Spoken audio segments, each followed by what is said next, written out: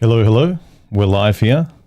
As promised, I'm here with Stephanie. Say hi, Stephanie. Hi. She's probably a little nervous. Yeah, I'm very nervous. Give me a few minutes to relax, guys.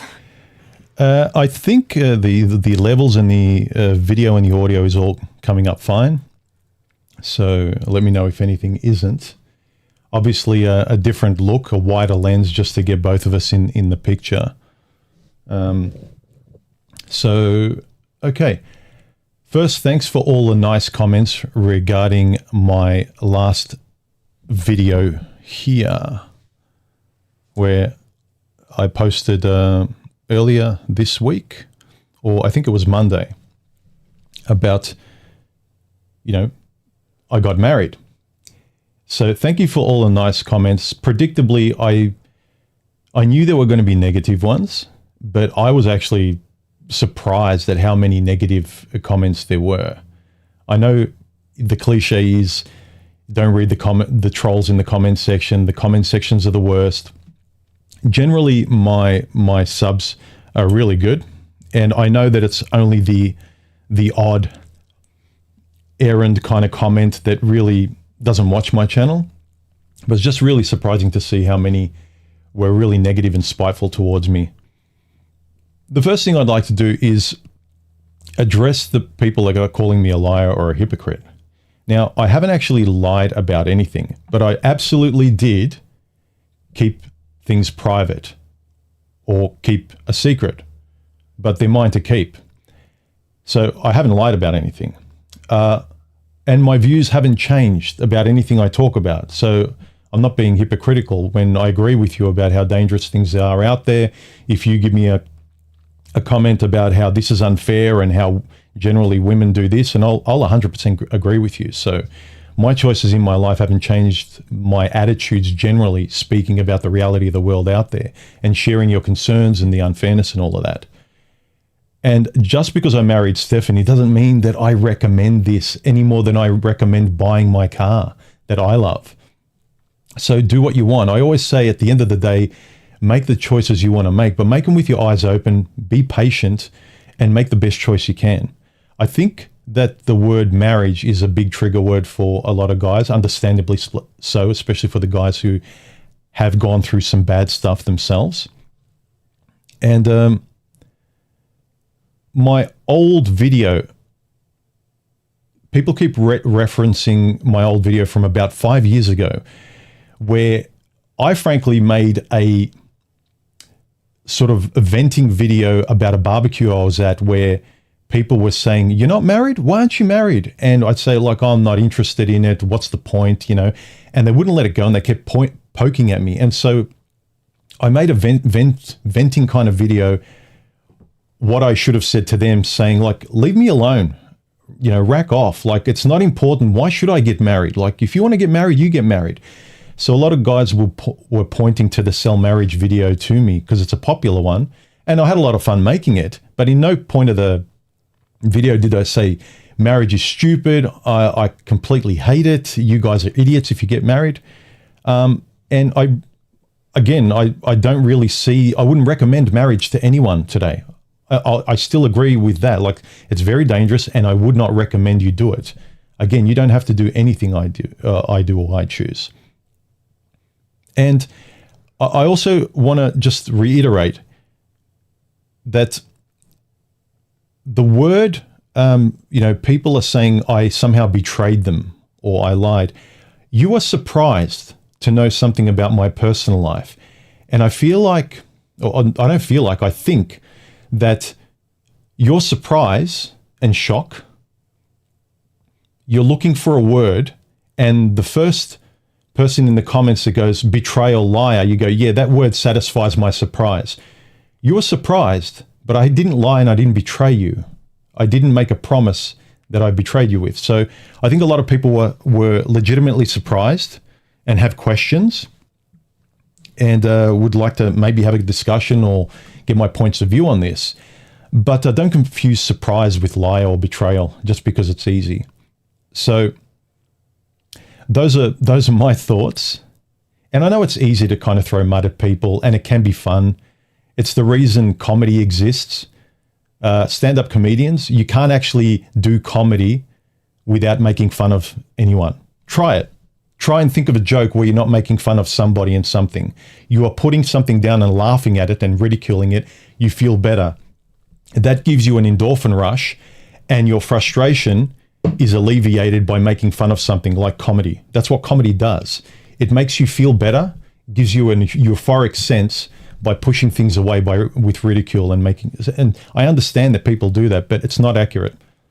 You're surprised and you're curious. So anyway. So that's all I have to say. I'm not going to address all the kind of childish comments on there, but we will be addressing a lot of the more interesting ones. You still nervous? A little, but I'm okay, I think. So did you have anything to add to my intro, babe? Yeah, I think maybe what's kind of getting lost in all of this is that I think two things can be true at the same time here. You know, like, obviously I live with you and I'm with him all the time. And you guys see a lot of his videos and streams and everything. But the way that he talks on his streams and in his videos, that's basically how we talk at home all the time. So I know all of his views because we have a lot of discussions about all of these topics. So yeah, whatever you see in his videos and in his streams, those are his views. This stream basically continues 24/7 when I'm with you. Yeah, so I think it's just like the two things are true at the same time. It's like, yes, he still holds all those views, but it's like in general, you know, but I'm separate from that. So they're both true at the same time. So I think that's kind of the confusion here. We got a super chat from Mr. Anderson. Oh, we'll just put that up. Thank you for that. How do you make an octopus laugh? Tentacles. Yeah, so we're basically going to, because there were so many comments in the community tab, especially under the video, we're going to address the main ones, the legitimate questions and concerns, and, you know, why did you, this human, and we want some clarification. No, you know, no hate, but I'd like to know X, Y, and Z. There are common questions and common talking points that we're going to pick. We've picked the best common ones, and we're going to address those. And if you would really like to ask something during the stream, what? Someone, rocket scientist says, I sound more Australian than human. What? She's got more US in her. You learnt, you can actually say that in Holland, they offer English, and you can either learn the UK accent or the American accent. I'm supposed to have an American accent, but yeah, I don't even know how to do an Australian accent. No, you'd be terrible. Yeah. But that's funny. Okay. All right. Okay, I'm starting to feel a bit more relaxed now. Ah, look. Terry Dean can see Stephanie. Happy Koningsdag, Nederland. Yeah. Yeah. That's fine. Yeah, that was yesterday. We actually went to celebrate King's Day at a Dutch festival here. Yeah. You had caught up with a Dutch friend yesterday or the other day, and in comparison to her, she was talking with a really heavy accent. She could speak English really fine, but only in comparison to you, your English or American accent, you're really clear. I don't think anyone would. Maybe you have a little bit of an accent. I'm not sure, but you're probably very clear. A little bit. Yeah, but that's also because I studied like American English. But yeah, if I were to have like a Dutch accent, my English would sound very different. Yeah. Okay. The Dutch are good at football. Yeah. PSV. Ajax. All right. Let's get on to some of the comments and questions. Yeah, so a question that I actually had for you is like, if you could go back, would you do anything differently? Because of all the backlash that we've gotten now. Like, would you have done anything differently? I thought about this, and because of the unexpected avalanche of negativity, part of me is like, yeah, it's not worth it. But you know what? Like, I wouldn't have, because doing things differently means I wouldn't have done things my way. So I would have, according to satisfy all the guys that are annoyed or feel betrayed, it means I would have had to have a third party, which is my YouTube online channel, and almost vlog my life in real time with you guys. So a lot of the negative commenters are satisfied. And I didn't want that. I didn't want that completely ruining my experience that I have in my real life with somebody. I don't take this into my family barbecues or friends or whatever. I talk about the topics, but I'm not going to carry this into dating, traveling to meet you, our commitment, whatever stages we were in, moving in, marriage, life in general. This stuff is informative and interesting, and I use it where it's applicable, but it would have completely ruined the experience. And if anything, I don't regret anything I've done, really. And it's not me just kind of backpedaling or something. A lot of the guys in the comments who don't like my kind of channel or my perspective will say, oh, well, he's just saying it now. But I wouldn't. The only regret I'd have if I actually took you along the ride for my private life, I didn't even like involve my family. Like it's your and mine world to form until we're ready to share it with family and friends, and now, my channel, because we thought this would be fun. And I think my actual true subscribers and friends online would appreciate it. And my friends online, like Karu and a couple of other guys, along the way, I was completely honest with them because I know I can trust them. They're my friends. But I don't trust the world. I'm not just going to put it on for millions of people on the internet. And it's like, well, why don't you trust the world? Like, you got to be an idiot to trust the world. We all know we can't trust society and the world and everyone. You trust who's actually shown that you can trust them. Yeah. I guess when all this backlash started, we started seeing the comments coming in. Like, I actually said to you, like, yeah, I kind of get where they're coming from. Like, I get that they're surprised if you look at your content and now you come out with, oh yeah, I got married. I get it, but it's kind of like an unfortunate situation because obviously he didn't want to share everything because it's a very personal thing, right? Like, falling in love, getting to know each other and everything. And also for me, it's also personal for me. Well, it's obvious. Like, look at the backlash of this. Like, why would I want someone I care about involved in all of this garbage? Like, it's very predictable. I didn't know how big it would be. But like, why would any rational person want to put someone they care about, even say your child, would you put your child in danger, or your mother, or anyone you care about, or a friend? You wouldn't expose them to predictable ridicule or backlash or negative comments. Like, why would I expose you to this, let alone our relationship? Yeah, but I think it's important to say, like, I kind of understand it on the one hand, but something that I really didn't like in the comments was everyone calling him like a liar and everything, because, well, that's just not true. Like I said before, like everything in the videos and in the streams, it's all true. We talk about this stuff all the time at home. Like we're like the biggest defenders of like the whole manosphere and the red pill, I feel like. That's why it's kind of ironic to see all these comments now. But, yeah, but that's all still true. Like, he has the same views. I have the same views as he does, by the way. But this is just separate from that. Like, both things can be true. So, yeah. Thank you for the super chats, everyone. I really appreciate them.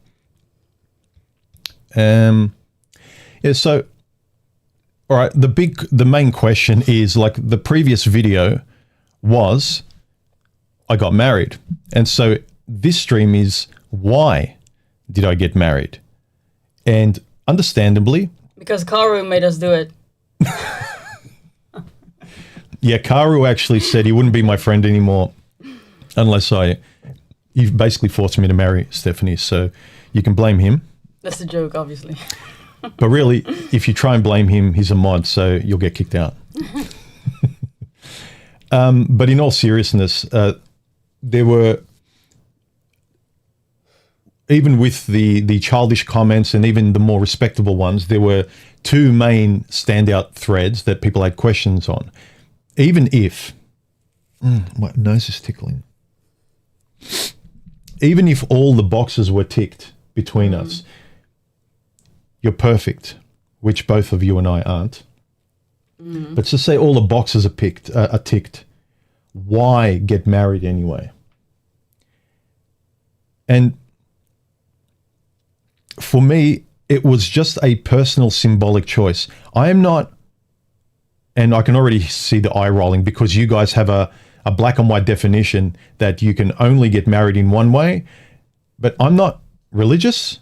I've never wanted kids and I never want kids.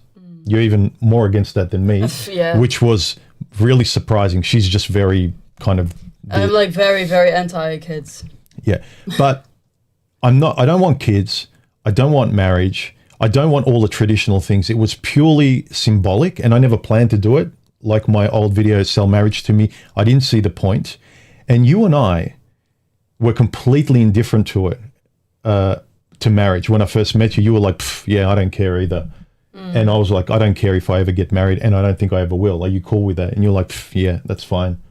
So you would have been happy. We were just interested in the companionship of another person. That's all we wanted.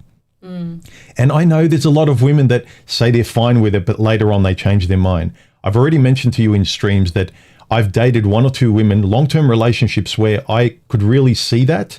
I've got my eyes open and I could tell in their character they were much more traditional. She's not at all. And I could tell that they would really love it and it was a sticking point for them that I'm not marrying them, that I don't want kids, that I don't want this traditional life. And with you, you were either really against it, almost insulted on certain traditional points, but other ones were like, the marriage, I don't care. If we do or don't, yeah, it'd be nice. And I came to it as a personal symbolic gesture that was meaningful to me. And I wanted to do it. And that's it. And there's nothing more than that. And you can have your own, well, you shouldn't get married unless you want to have kids. And you can, I don't care what your rules are. I really don't.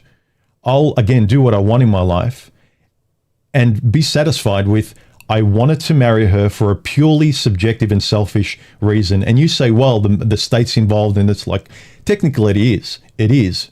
But for me, why I married her wasn't for any of those. And I'm not afraid of any of those things because of how the time we had together. And if you're interested in the timeline and like what we went through, there's a link below to a video we did together, a recent one of our chronology from when we first started talking online all through the bug when we couldn't see each other for nearly a year and all we had was conversation. And you and I talked to each other every day and Skype for hours every weekend. And we got to know each other's personality to the bone. And it was consistent over the years. So if you're interested to watch that video, links below. Yeah, I think when we met each other and we started dating and we started our relationship and everything, that was the first time for both of us that we were actually even thinking about marriage in a serious manner. Because I was always like kind of indifferent to marriage. But it wasn't until I met him that I was like kind of more open to it, you know? But I was still like, yeah, if we could get married or not, like both are fine. Like if I can just live with him and be with him for the rest of my life, then it doesn't really matter whether we're married or not. But look, and also I really agree with what most people say about if you don't trust the person, don't marry them. And certainly I would even go, don't sleep with them, don't go out with them, don't date them. Like it's just too dangerous. And I completely trust you. And like everyone will say, oh, what a simp or whatever. But I don't care. Do what you want. Like barricade yourself with lawyers and living in separate houses and wearing 20 condoms and getting a vasectomy, like whatever you want to do. It could be reasonable, right? I don't care. Like a lot of those are reasonable, but I don't see the point. If I don't respect you, I can't trust you. If I don't trust you, I can never love you, and I can never commit or know that I can trust you and have you as a person. And I know you as, you're someone I can trust and be with all the time. I enjoy being with you 24/7. What's the point of doing any of it if you can't even get the first basics of being with a human being that you like, respect, and trust. And so after all of that, wanting to marry you was just a personal symbolic thing where, yeah, I just wanted to do it for my own reasons. Yeah. I also think, like, I see marriage really, that's just me, but I kind of see it as an extra. Like, the most important thing is you go for a person that you love, obviously, and that you want to spend the rest of your life with. And that's like the cake, right? And then if you want to get married, like, on top of that, like, that's like a nice extra. That's kind of how I see it. Look, and also, oh no, I was going to say something I completely forgot. Go ahead, babe. Oh, you're putting me on the spot now. Go, take the show. No. Yeah, no, I forgot what I was going to say. Anyway, you wanted to say a few extra things as well. I'll remember what I had to say anyhow. Yeah, I guess I'm really happy to see, I was really happy to also see a lot of good comments, like just positive comments congratulating us, because I feel like if you take away the red pill and like Western women and all these YouTube videos and stuff, and you just kind of, I know that's your reality, but I guess it's because I've never lived in that reality. Because I'm from Holland, I've never been exposed to that in Holland or here in Australia. So everything I've ever seen about the red pill and Western women and stuff, it has all been online always. So for me, it's kind of like a fake reality kind of thing. Mm-hmm. But normally when people get married, you just say, oh, congratulations. And if you have a question, then, you know, you ask a question. But yeah, that's why this was kind of weird. I guess the internet kind of brings out the worst in people sometimes. Let me just comment on this. Big Ol, sell marriage to me. I wouldn't. I would still not recommend it to guys in the West particularly. Even if you weren't in the West, I never saw the point of it. I saw the point with you. But again, my perspective is always the person in front of me and deciding what I want to do with that person, whether I want to trust them, whether I can invite them home, whether or not they have similar values to me. There are certain guys online I meet that they would be my friends and I would want to meet them and have a coffee with them. Others are just kind of like acquaintances that I enjoy a conversation with. You kind of have to know what kind of relationship you want to have with them. So I wouldn't sell marriage to you at all. I wouldn't recommend it to you. Because before her, and I'm not calling her a unicorn, she's a needle in the haystack in terms of coming across her.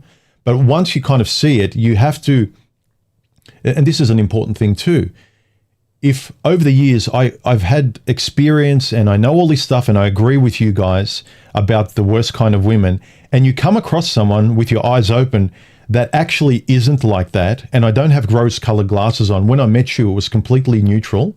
I was just chatting with you. It grew into something else. But the ability to notice a difference, like she's nothing like other people. She's not a unicorn, but she's just a normal person when I first met you. That is refreshing. That's not like the other political chicks out there. And then it just grew into something. And then I made decisions along the way. So it wasn't I had a set of bullet points that I was checking off looking for somebody. That was never the case. And I wouldn't recommend marriage. And here's a comment by Devin says, so now she's going to be on every episode. No.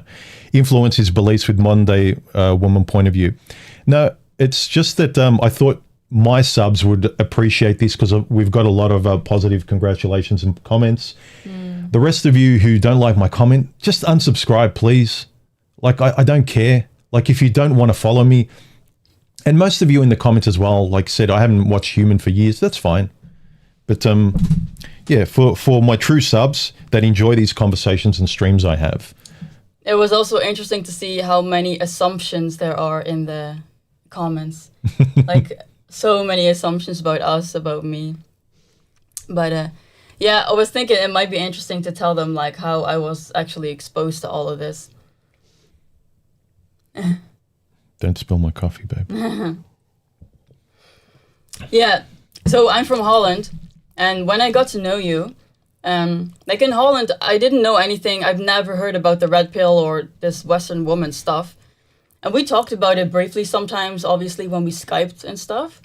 But I think it wasn't until I actually moved to Australia. And the first 6 months that I moved here, I couldn't work because I was on a visa. A tourist visa. A tourist visa. Yeah, so I had a lot of time at home, of course. And then I started watching all those videos, like Fresh and Fit, later the Whatever podcast, Pearly Things. Like, I started watching all those videos, and in the beginning I was like, what the fuck is this? Like, this is like, I couldn't believe it was real. It was like reality TV, you know, and it's just like ridiculous. Like, it's very entertaining to watch, you know, you see all these women acting crazy and delusional and stuff. So in the beginning I was just like, wow, this is crazy. Like, it's kind of fun to watch, but and then over time, am I talking too loud? No, that's fine. And then over time, it became more clear to me, like, I really started seeing, like, the men's perspective and the red pill, and I started to really understand them and kind of empathize with them, you know? Like, I can really understand where they're coming from and why the red pill is necessary and everything. So that's also why all of these negative comments that we got, it's kind of ironic to me, because I feel like we always talk about, ever since we've been together, we talk about this stuff all the time. And I always agree with the men's side. Like, I completely understand even why we got all of these comments and why everyone is thinking these things. Like, I think if you're in that space and you're always surrounded by those types of women, that's all you know, that's based on your experiences, then of course those are going to be your reactions. Like, I have nothing to say to that. You know, like, I'm not even offended by those comments, because obviously we know what we have. But it is very understandable that they respond like that, I think. I think you have a similar view to me, where you objectively can sympathize with the real problems that are out there, and the dangers, and how hard it is, and how dangerous, and how you have to really stay sober and make very sober decisions and not be led by your emotions, because you can, you know, the worst kind of people can take advantage of you, women, society, the expectations. Like, 100% guarantee with all of agree with all of that. So I think we're both on the same page of reality and what you should be weary of. Yeah, but I also completely understand guys that are like, fuck this, I'm not dating again, especially if you live in those Western countries and you're just like done with it and you just want to live on your own. Like, if you watch our other videos, we made a video about Passport Bro. Like, I feel like I'm always defending men. And yeah, I think it's because, like, freedom is a big thing for me. So, yeah, I know I'm not a man and I can never know what it's like and everything. But if I put myself in their shoes and I'm like, if I was a man, yeah, also because I'm very good on my own, I would never even, like, try, you know. Yeah, if I'm a little bit all over the place, guys, it might be because I'm still a little nervous, so forgive me if I'm a little... Striking It Rich said, it was the way you did it, human. You would have been better off revealing it today rather than the short video. At the time I clicked on the initial video, I thought you were trolling. Look, I don't think either way I did it. I wanted...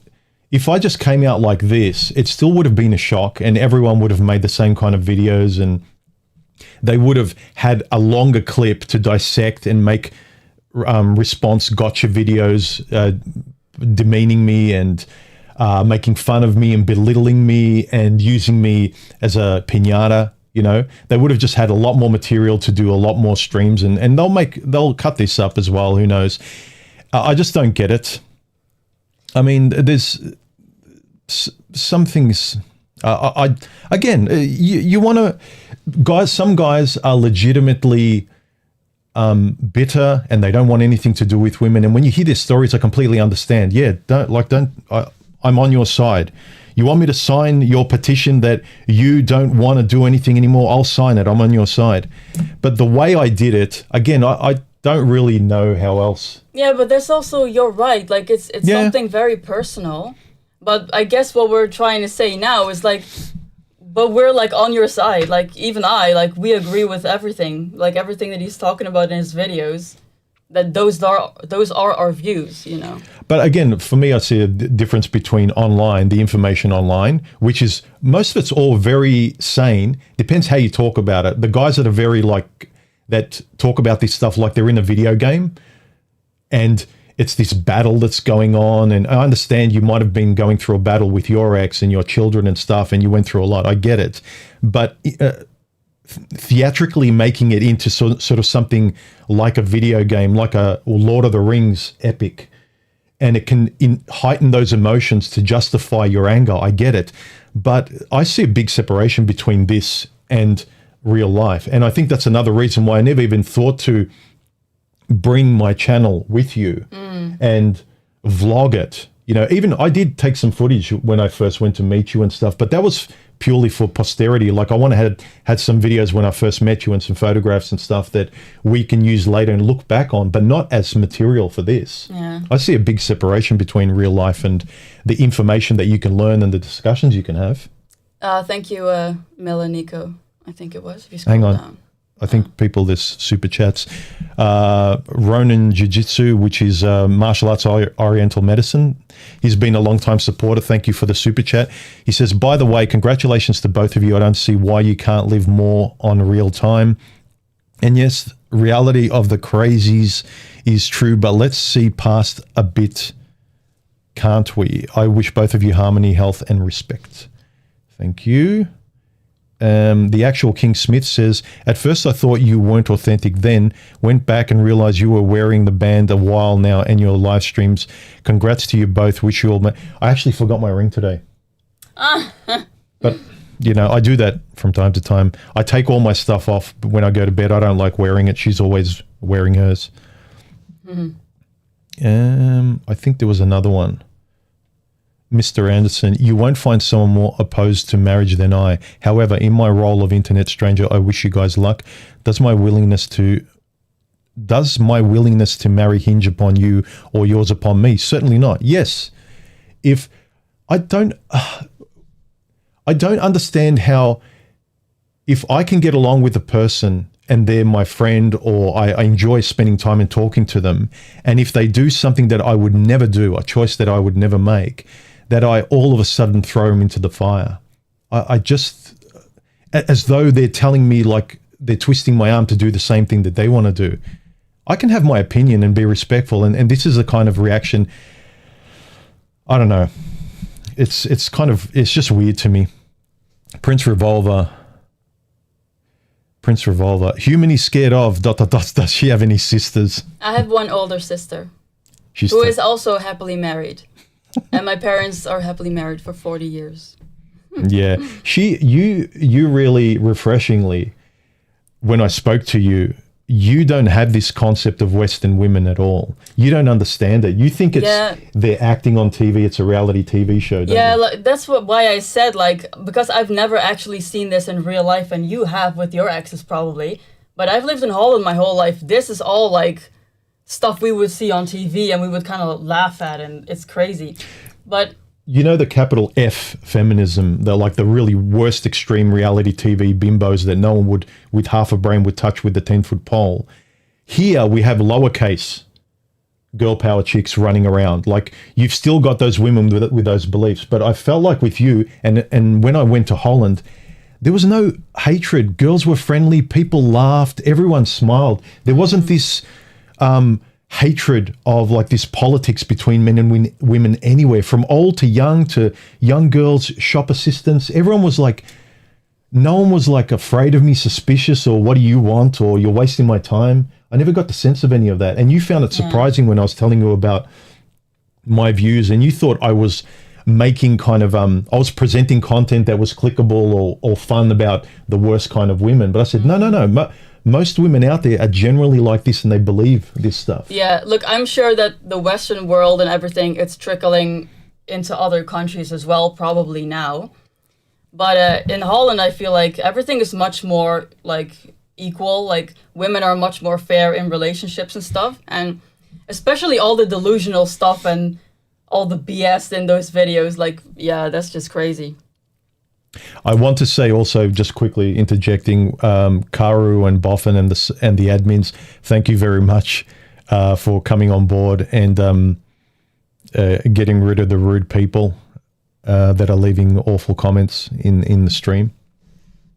Yeah, but I did want to make, that's what I was saying earlier, like Melanico. Ah, okay. That was a nice comment, thank you. I'm feeling a bit more relaxed now. But something I wanted to say earlier is also, like, what is the point of the red pill, right? So the way I understand it is that the point of the red pill is to support men and to help men, right? So men can, like, communicate, share experiences, share tips and everything, so that they're better equipped to go into the dating market if they choose to do that. Or maybe they just want to, you know, be on their own and not have anything to do with women. That's also completely fine. Like, everyone is free to do what they want to do, right? But when you read all of the comments that we've been getting, like the negative ones, that's not really, it seems like they think the red pill is you talk about all of that stuff, and then the goal is to just never, to hate women and just never have anything to do with women anymore. And then when men do want to have a relationship or get married to people, then they shame them. And that's kind of the same thing that women do.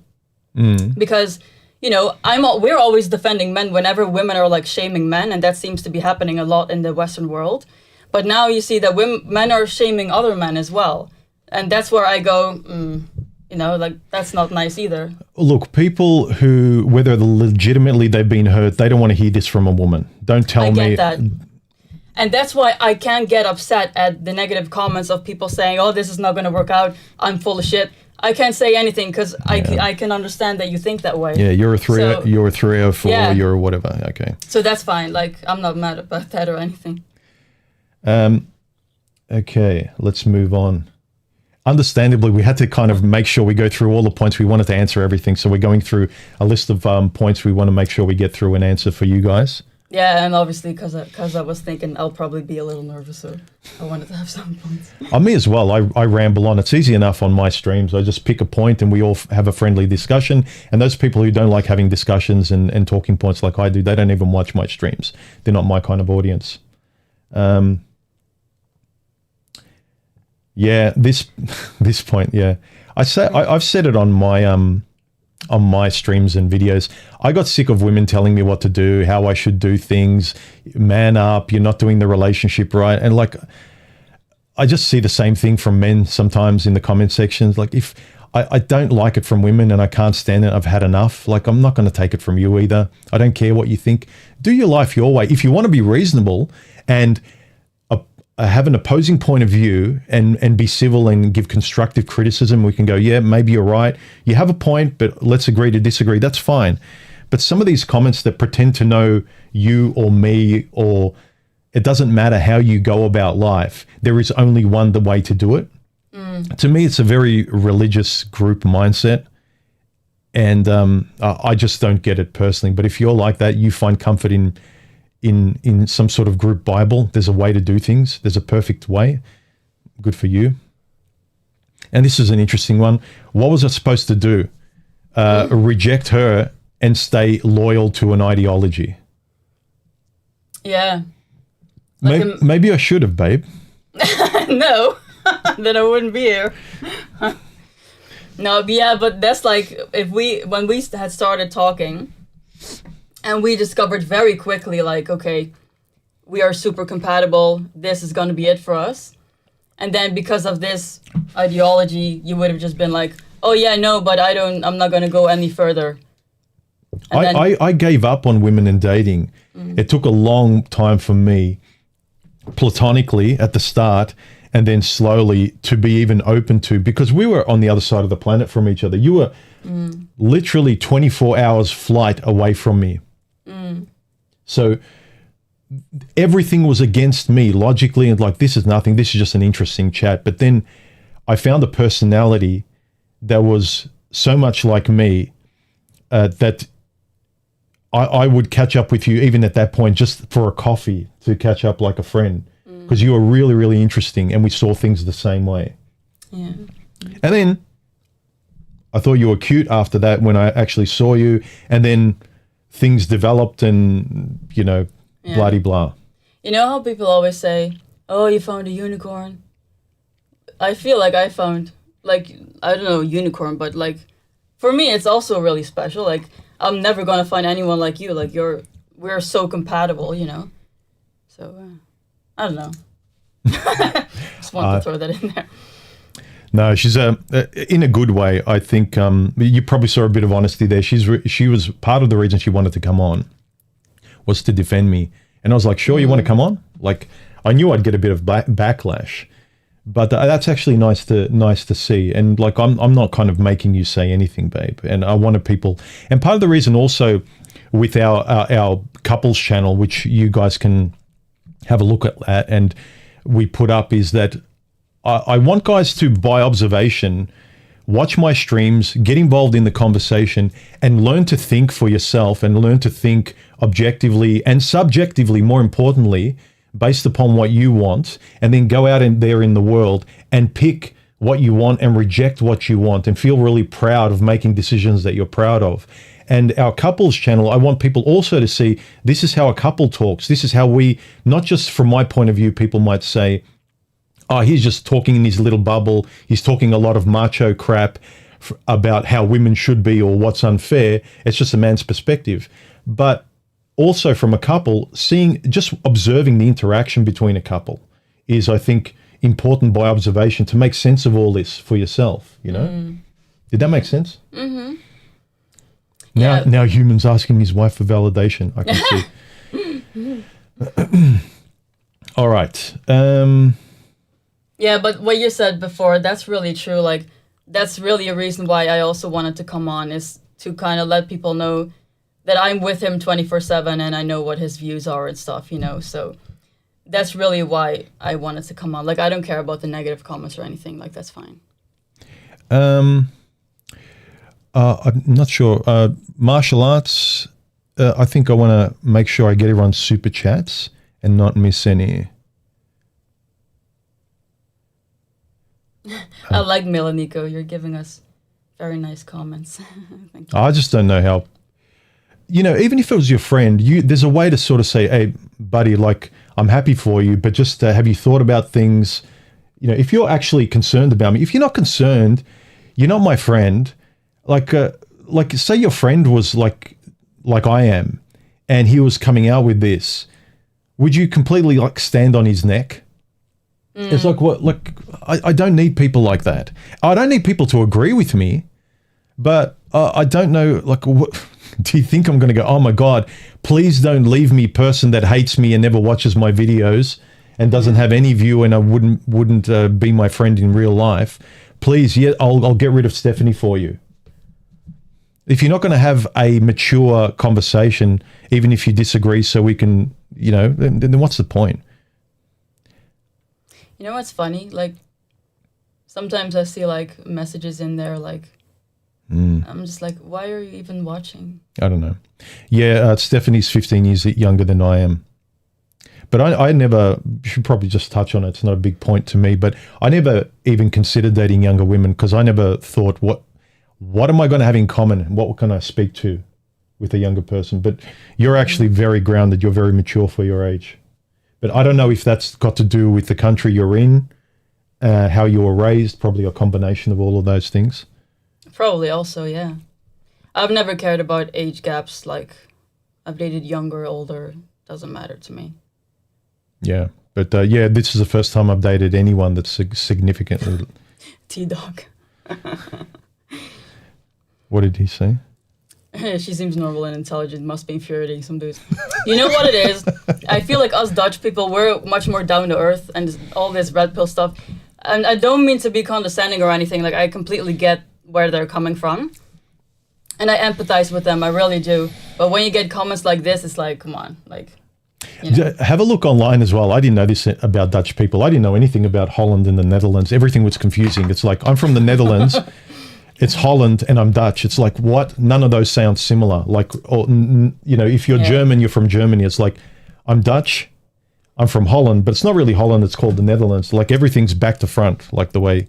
It's confusing because Dutch, it sounds a lot like Duitsland, Germany. You would think that people from Duitsland would be called Dutch, but it's not like that. So it's kind of confusing, yeah. Okay. Ronan, thank you for the super chat. Did I get your previous one, Ronan? I think I did. Maybe I didn't. Yeah, no. One's real existence is more than this internet universe. The real time is best lived by one's greatest choice, wisdom, and observations. One's journey is self-choice path, and in the end, we leave this meat suit alone to travel on. Yes. I think there's another comment, a super chat. Yes. By the way, congratulations to both of you. I don't see why you can't live more on real time. And yes, reality of this craziness is true, but let's see past a bit, can't we? I wish both much harmony. I think we read that already. Yeah, but I didn't read the one beforehand. I think that's why I went backwards. I'm not going to answer any really personal stuff, right?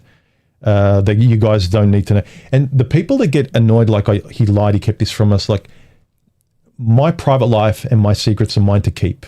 Unless I said something and completely, like a salesman said, oh, here, like, give me this. I promise to give you this. Give me $10. And then you give it to me. I'll go, ha, fooled you, you idiot. I didn't lie to anyone. I just kept things from you, which is my right to do. You're not owed my private life. Grow up.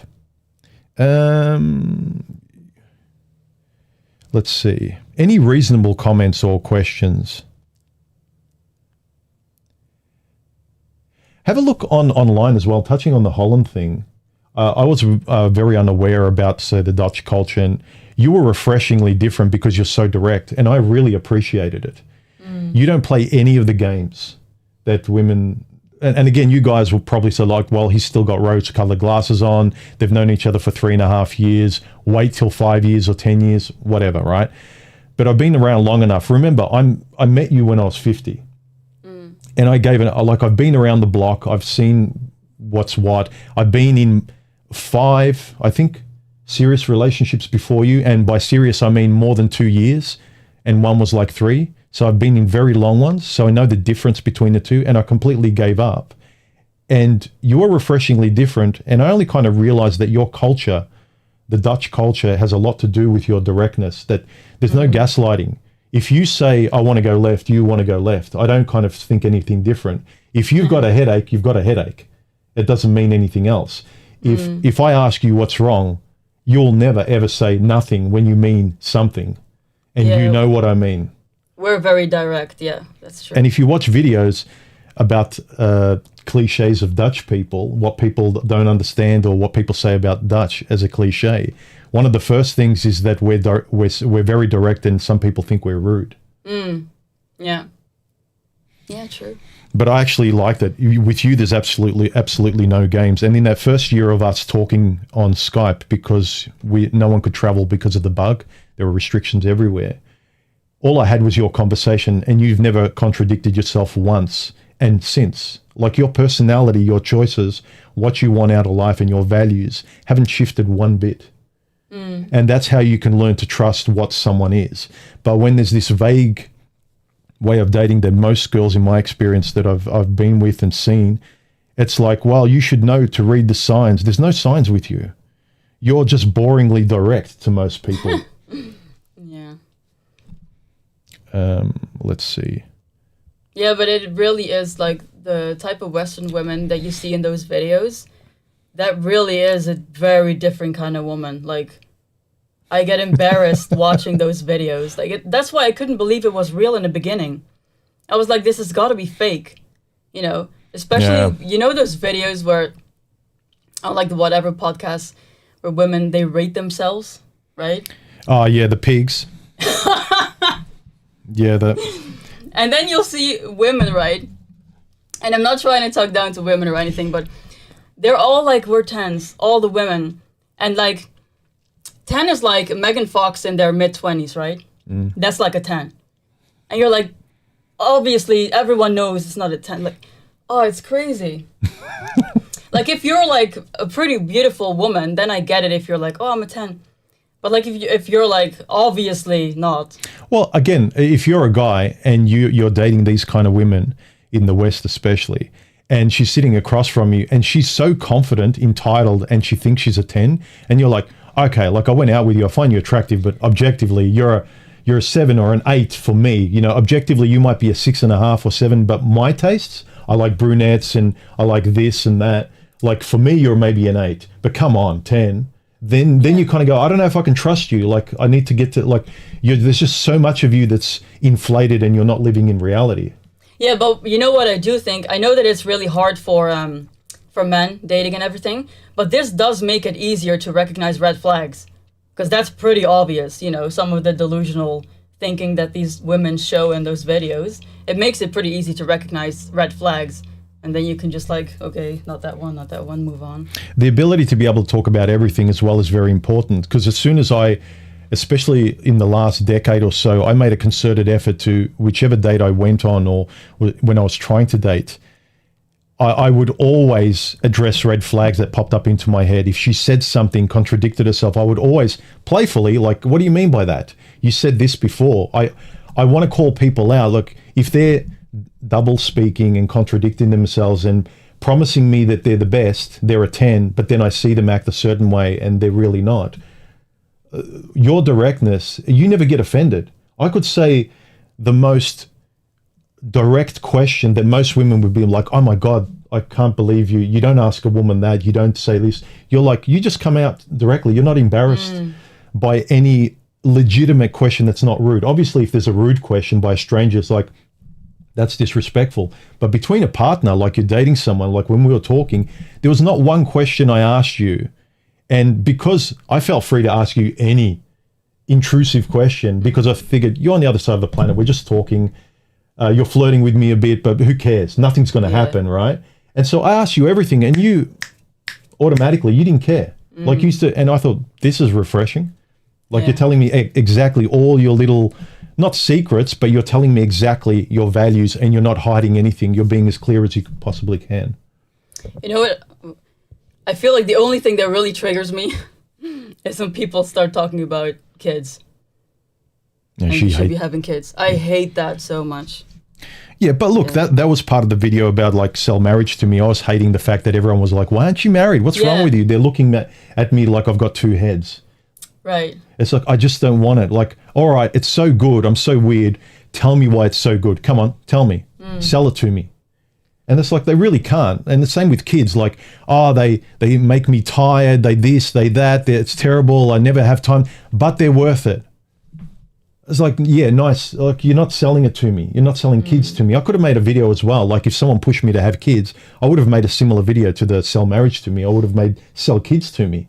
You know that comment, Stephanie is a chameleon, right? Which one? The last one. I feel like if they knew me, I'm way too lazy for that shit. Yeah, she's too direct and lazy. I don't have time for pretending and... Yeah, it's kind of nice. There's no games. Like, do you feel like doing this or that? This. And she'll say, even if she knows I want to do this, I'll ask you, but you'll give me your honest opinion. I don't have to kind of play this game of, well, I want this and she wants this, and there's this in between of the rules that I have to interpret. It's like you take away the whole romantic game playing of the West, which is pretty nice. Yeah, because it wastes time. Also. Yeah.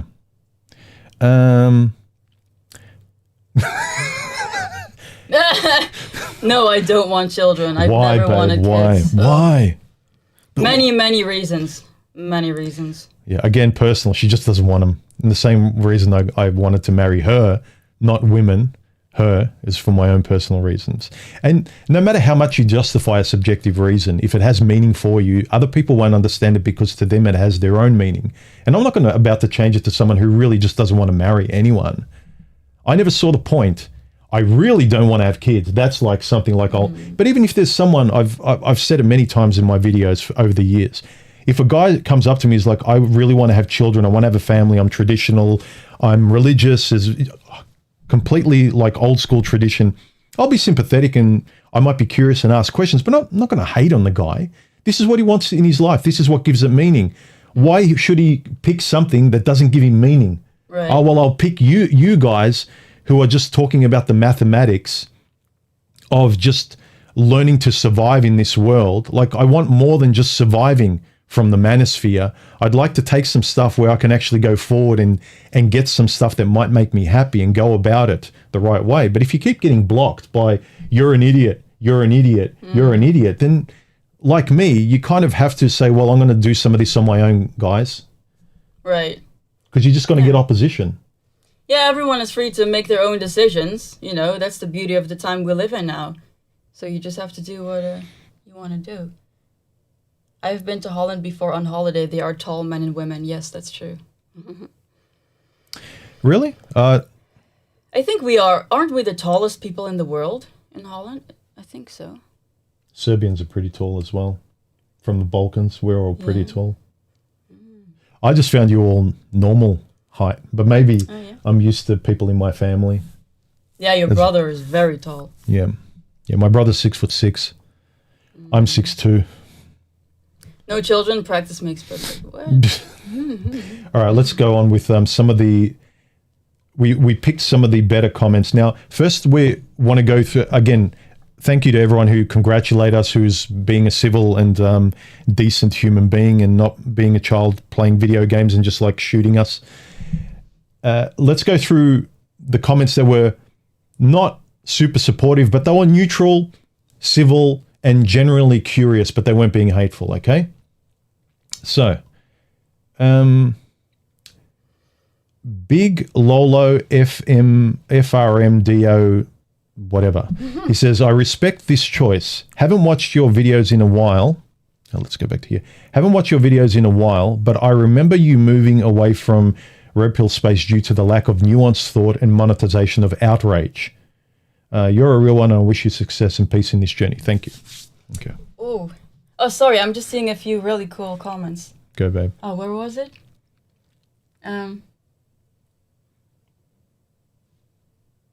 Here. Mahesh, I think you guys are going to be fine. I can imagine you guys growing old together. This is basically what we're going to look like in 20 years. Like, we're boring. We both want the same things. We're both homebodies. Oh, here we go. Yeah. Where is it? Serbia, Holland, and Norway, tallest three nations. There you go. Sense. Yeah. Croatians are pretty tall as well. They're our neighbors in the Balkans. So Croatians are generally tall too. My brother-in-law is Croatian, married a Serbian girl, and he's 6'3". He's an inch taller than I am. So all pretty tall from that neck of the woods. So, all right. We'll let them talk. Let's go on to the more notable ones. So from Marcus Holbert, he says, marriage isn't safe for young men. He's older, so it's less of an issue. It's not an excuse, but that is a factor as well. It's not the same as me as a 50-year-old having met Stephanie as it would have been for a 20-year-old me meeting Stephanie, or a 30-year-old for that moment, for that matter. It was only around 30 that I started to discover more of who I was and these issues between men and women and really try and do something and figure something out. So the 20-year-old me is very different to making decisions than the 50-year-old me. And come on, all of you guys have to agree with that. Or do you still believe that you discover some, the manosphere and some really legitimate points that whatever you find the answers to, your little journal of bullet points that means something to you, and they do you think that you need to adhere to the 20-year-old you, even when you're 30, 40, 50? Come on. Still be you, but don't be afraid to sharpen and adjust as need be as you go forward. Remember, why I used to enjoy the MGTOW space was that it was a discussion of going your own way. And I know that if you're married, you can't be MGTOW, but I left that moniker a long time ago. I'm no longer MGTOW. So, yeah, being older does make a difference. Life experience, etc. But again, I'm not saying it's an excuse. The next comment was really interesting by Don Reality, split into two parts because I found it really, really insightful. He says, guys, can't we just be happy for a brother? We all need to walk our own paths. Let's respect and support each other in their moral endeavors. We're risking falling into this nihilistic trap of doom and gloom. I'm sure human is equipped with the knowledge of the pitfalls to avoid. And he continues, I've been with your channel for as long as 6 years or more. I don't believe you've made a mistake at all, and I'm quite pleased for you. Those that are spiteful and commenting from a place of either misery, those those that are spiteful are either commenting from a place of either misery or envy. The lessons and perspectives you shared are invaluable. In the end, we must all decide how we choose to progress further in our private lives and carefully use and or apply the lessons that and wise counsel of fellow brothers. If they aren't happy for you, then it's because they've risked slipping into a cult-like mindset, which is frankly antithetical to men going their own way. I thought that was a really nice, insightful comment by him. Yeah. And again, it's not just the rules of the manosphere that inform you and really do help you stand up for yourself and form your boundaries. I hope that our channel as well, if you choose to watch it, if you don't care, but you'll actually see in real life a couple interacting and you go, yeah, that's more of what I need to look for in a girl I go on a date with. Not exactly us, right? But more of that dynamic, more of that friendship, more of the conversation you see before us, which is another reason I'm happy and like, you know, proud of you coming on, and I'm not ashamed of anything, is that just observe with your own eyes what something that's better looks like than all of the dates and the women on these videos and all of the train wrecks that both you and I have gone on dates with. That when you come across someone you can chat with, they resemble more of a friend, that there's something there that you should trust your own judgment with, you know? Yeah. Did you want to add anything to that or not really? Yeah, like just to what you just said, like if you want to, obviously. Like if you're out and you feel like I've had enough, I don't even want to try anymore, like that's fine, and then our videos might not be for you, obviously. But I feel like if you are still open to relationships or something like that, then, you know, it might be a little bit useful or just fun to watch maybe.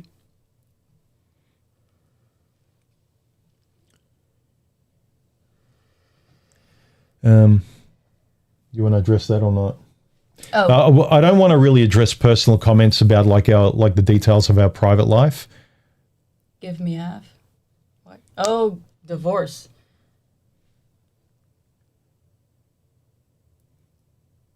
What steps?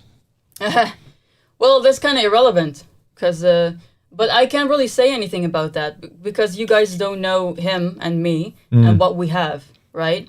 So I can say anything and you can say, oh, that's bullshit, I don't believe you. And then, okay, I can't say anything else, you know? So I know that we're going to be together forever and there will never be a divorce.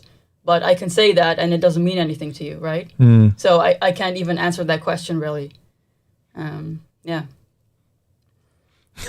Because, well, you have to think about it as well. I come from a really good country. Holland is a very good country, where I had my family. I had a very good full-time job where I could have stayed for the rest of my life. I've never really wanted to get married per se. I was always very good on my own. I've always been kind of a loner. Look, I wouldn't have married, like, I don't think anyone should marry anyone they don't trust. And if you're going to kind of barricade yourself and live in separate homes and get all this legal stuff done, which, by the way, the courts will throw out in the West anyway, don't get married. Don't even move in with someone. I'm more extreme. Don't date them. Don't go to bed with them. Don't have anything to do with them. It's dangerous. Yeah, but what I'm trying to say is that I wouldn't have come all the way over here to Australia, to the other side of the room, other side of the world, leave a very good country where I had a very good job, was very happy. I'm very proud to be Dutch. I love my country. I wouldn't have come here if it wasn't serious, you know, if I hadn't made like a very serious decision to move here for him. Yeah, she left everything behind. Yeah. She comes from a first world country, and you had your life set up. You had your own place, great job. Like you just had everything. Like me, happy with your own life, and you just like was a no-brainer. You just left everything and came here.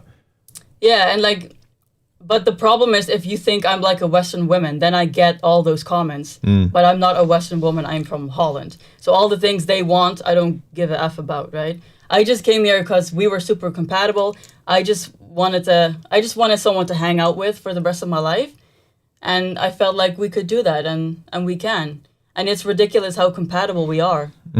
So, yeah. But then again, that's just something that I'm saying. They're just words. And I can't convince anyone, maybe. I don't need to, but... Look, you're not going to convince anyone, but again, what I say, like with you being on stream, and if people want to watch our channel where a couple talks, you can just you can trust your own eyes and your own instinct and actually see what works, what doesn't, what you might sort of try to see in the date in front of you. Can you talk as comfortably as we can? Do you need to barricade yourself with a lot of survival-based rhetoric so the person doesn't hurt you? If you go dating fearful and defensive and control, defending yourself with a lot of mathematics and you won't hurt me, no one likes it and everyone feels it's weird. I've been on dates with girls that they had a little bit of the girl power chick, but they're defending themselves and they were so nervous and scared, and it had nothing to do with her being nervous about me. It was a feeling of like, you need therapy or you need more time on your own. You shouldn't be dating. And I feel like there's some guys, including me sometimes, where I dated too soon and the other person sees it. You're weird. You're defensive. And it stands out more with a guy. Like you have a bit of fear in you. And not that you should give a crap what women think. If a woman thinks I'm fearful or whatever, I don't care.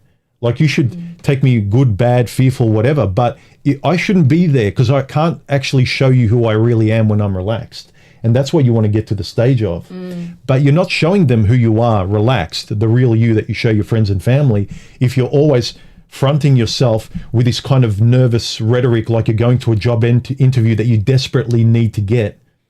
Then the person senses that and they go next. But if you turn up to this interview with like, I don't need this job, I'm here to talk to you, I want to know that's what you want to turn up as. Yeah.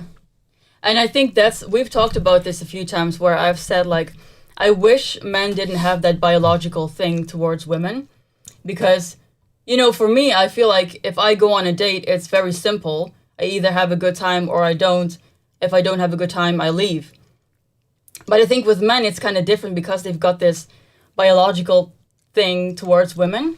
So that makes it harder for them to just walk away or to ignore red flags, Yeah, I think Chappelle said it accurately, said, women's challenge in life is material. Men's challenge in life is a woman. So we're born. Yeah, because I feel like if men didn't have that biological inclination, if that's the word, towards women, then they would just see these red flags and all this BS going on, and they would just like walk away. Yeah, but it's too hard. But it's more yeah, that's what I mean. But it's more complicated than that. It's hormones. It's kind of like if you're a neurotic person or you're very fearful or you're scared of spiders, you're phobic of something. Someone just saying like reasonably like, well, what are you afraid of? Dude, relax. Just relax. Yeah. It's like, I can't help my feelings, my emotions, my triggers are like at a 10. I logically know you're right, but I can't help how I feel. And emotionally and hormonally, guys are born with that I will lie down in traffic for women feeling. And no matter, like everyone says, like, calm down. Yeah, I know, but I can't help myself. And women don't have that. And I know it's survival, like, because women need to be much more sort of rational, and they can't be as hormonal as men to want. Women care far less about men as a default. They will care about men as long as they're made to feel safe. Then they will start to like the man in front of them. But I feel like if men felt about women the way women felt about men, then it would be much more equal. Yeah, but it's never going to be that way. Then people would actually be together for the person, not for anything else. It would be more fair. Oh, Luke said that Corey dropped a super chat earlier. Sorry, Corey, I didn't see the super chat. I apologize. Corey, can you just copy without doing a super chat, just with 3 circles, and I'll read it out again. There's just so many comments. After it gets past a few, it doesn't go. I can't go back all the way. Matt, look at how she looks. Yeah, I love him, guys. He's my husband. What did they say? Look at how she looks at him. That's sweet. Yeah, relationships are supposed to be fun as well. Not this kind of battle of getting a woman to submit to your frame like a scared dog. Yeah. I want you as my scared dog, babe. Am I doing a good job? Am I?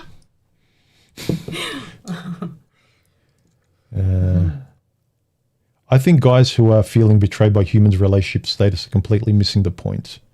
Look, again, I'm not going to convince people who just want their biases justified. And also, the way you feel is completely justified. Live your life. I'm not going to tell you what to do. And for the guys that say, yeah, but you're an example, you're a role model, or you are going to encourage, like, I can't help what guys are going to do. And no matter how many times I say, I'm not advocating marriage. I'm not telling you to do anything I do. It goes over your heads. You don't want to hear it. Take it or leave it. But I'm not telling you what to do. I'm not advocating for all of the stuff we talk about Western women and the laws and everything is 100% right. I'll agree with you. What I choose to do is none of your damn business. And like, I'm not going to I'll listen to my family and friends and people, and I'll not listen to them, but I'll chew on it. And in the end, I'll always make my own decisions, and that's, everyone should do that. You, everyone. And then, it's like real. Then I can trust you. I can trust my friends. They can think for themselves. Oh, that's also... Sorry, do I keep interrupting you? No. No, I was just saying, Matt, he made another really good comment. Like, there are women who are sensitive to men's rights issues because they have fathers and brothers they care for. That's another really good point. Like, I have a brother who is 4 years younger than me. Yeah. But also because in Holland, like, I've never seen this kind of stuff anywhere. So it's, like, crazy to me. What's this? Ronan. Do you like the color turquoise? Yes, I do. Something spiritual about a dream. My car's nearly turquoise. It's sky blue. Oh yeah, the dream. Yeah.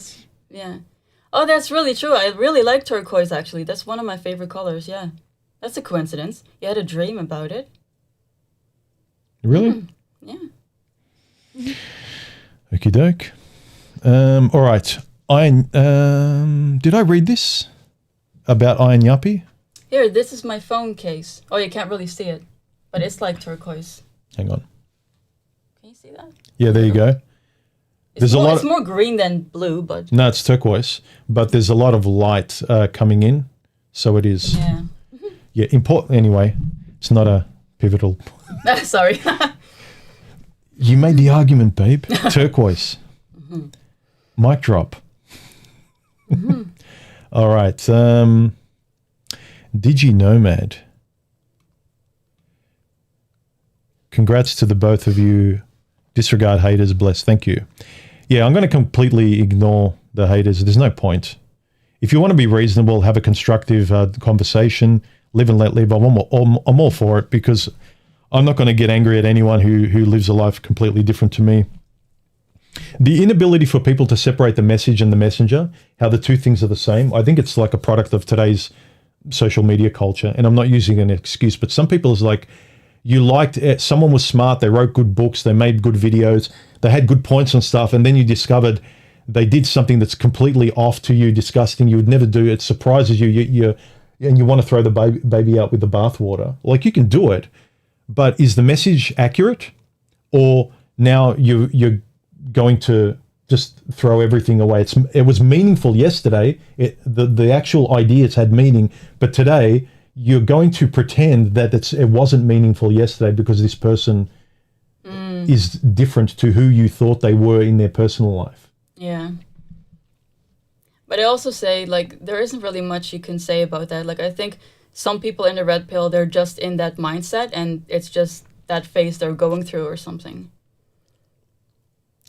In all seriousness, thank you again, Prince Revolver, for the super chat. In all seriousness, I'm happy for you. Unfortunately, a lot of these spaces have become everything but a man going his own way.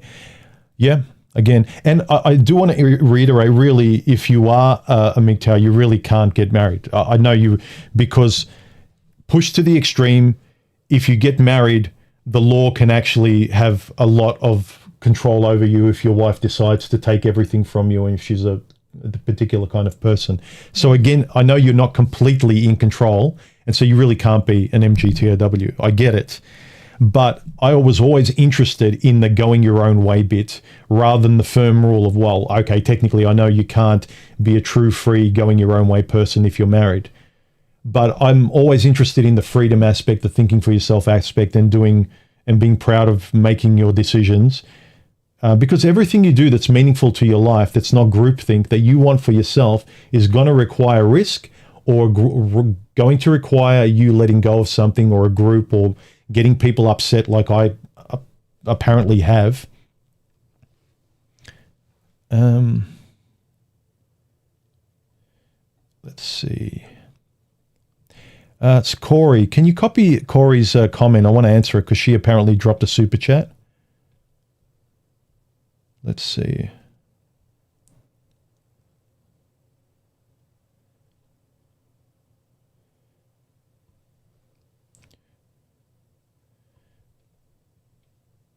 Is there, while I'm looking for this, babe, is there anything else you want to add on to or follow on? So there's no dead space.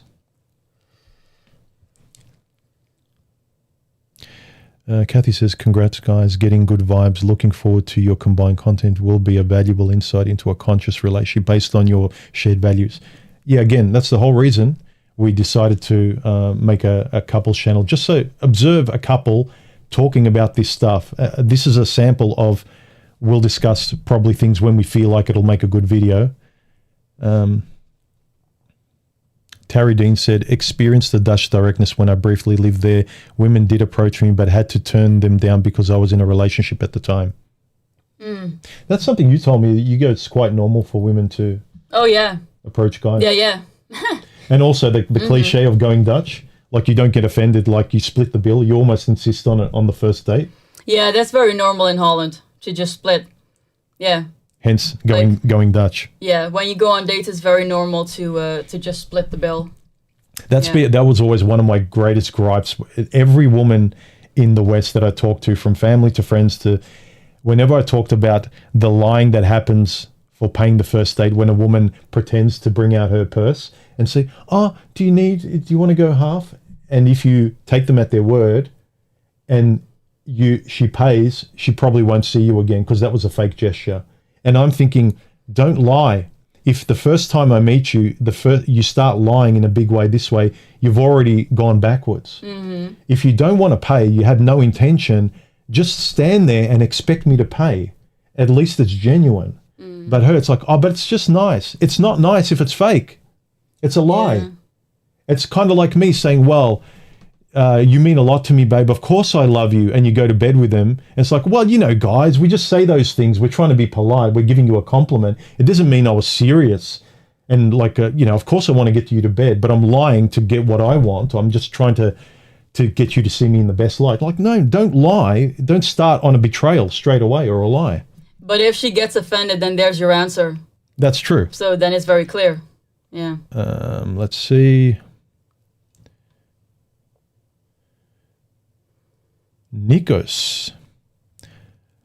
You scored. You have helped me through some very difficult Saturday nights. Won't forget it. Wish you the best. Thanks, man.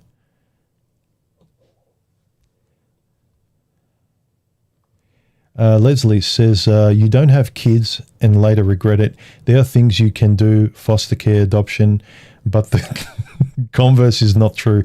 If you do have kids and later regret it, you are stuck with them. Yes. Yeah, but we don't want kids. So. Yeah, but that's a point. Like, say lightning strikes and like we have an accident and like we wake up and like one of us wants kids. Well, but you know when people give those examples, like what if a meteor hits or something? Okay, even if I would want kids, like hell froze over, right? And I want guys. If you knew me, you would understand why. Like, I really don't want kids. But even if we did, there are many other reasons why we don't want kids. Like, it's just not because we don't have that instinct, like that maternal instinct. There are other reasons as well. Like, the world is messed up, money. We won't have any free time anymore. Like, there's a lot of reasons. Both of us are also, in terms of compatibility, all we both wanted was someone to be with, a companion. We wanted a best friend, a lover. We didn't want anything else out of a relationship other than the company of a person. We want the person that we like. I don't need you to give me anything else. I need you to give me respect, to have my back, to love and respect and support me, all those kind of foundational issues. But I don't need you to give me kids, and you don't need me to kind of get you a Mercedes and a mansion and this and that and whatever. Like, as soon as we met each other, it was very clearly apparent that we'd arrived. There's not stuff coming later. Yeah. We're just continuing this until the end. That's it. Yeah. And most people, I know we're an anomaly, but that's just what it is. Accept it or don't. I mean, this is why I married you, because you're objectively different to the average girl. It's why I did it. But it's also sad, like what you just said, like we're an anomaly. Yeah. That's also really sad if you think about it. Like, that is just like so bad in the world now that we're having to defend like getting married. Look, it used to be easier for our grandfathers and whatever, but at the same time, you're free now to make the decision you want to make. You're not pressured by society, but at the same time, you don't have society to give you to give you the guardrails. Like society used to insist that men and women, like, hey, behave yourself in public. Don't treat a man like that, and a guy, hey, don't treat a woman like that. You'd get a backhand from society, like to make sure you acted politely and civilly when you were going on a date. And then everything after, if you commit to them behind closed doors, like you work it out yourself. But now it's like from zero, no one's giving you rules beforehand. So you really don't know what you're going to get on the first date. And a lot of people just lie on the first date. So which is why I keep going on about be patient, talk, learn to communicate, get everything out. Don't be afraid to say everything you want, but be polite. Don't be an idiot. Like don't go there like a red pill bully. It's like, I want this. Like, you got to be in my frame. Like, you can't say that. But when a person quite reasonably goes, whoa, okay, no, thank you. In the same way, if I had a woman telling me like, I'm on this and my career and this, and I'm not going to do this. And, I believe in sharing the dishes and the household, and you're going to do this. And I believe in equality. It's like, I'm like, oh, okay. Nice knowing you as well. Right. I'm not going out with you again. You need to have the same values, and you need to be compatible in your personalities. It seems trite, and everyone thinks, oh, well, of course, it doesn't happen. It's really hard to find someone who's compatible, who has the same shared values as you, which is why you should defend yourself with as much, of this information that's logical, what women are like, what men are like, the laws and everything. But when you come across a person and through time and conversation, you realize you're both on the same page and there's nothing to fear and you trust them. What more do you want? Like, what more can you do? I don't know. Like, but people will make up their own minds. Oh, we also still have comments here. Yeah, I just big old disagree with red pills. I think masculine women are fantastic, straight to the point, no games, logical, consistent, can apologize, accountable, so rare. Would you call yourself a masculine? That's interesting. Like, I wouldn't call myself a masculine woman, but I do agree with all the other things. Like, that's applicable to me, I would say. You're one of the first people I know, and not just romantically.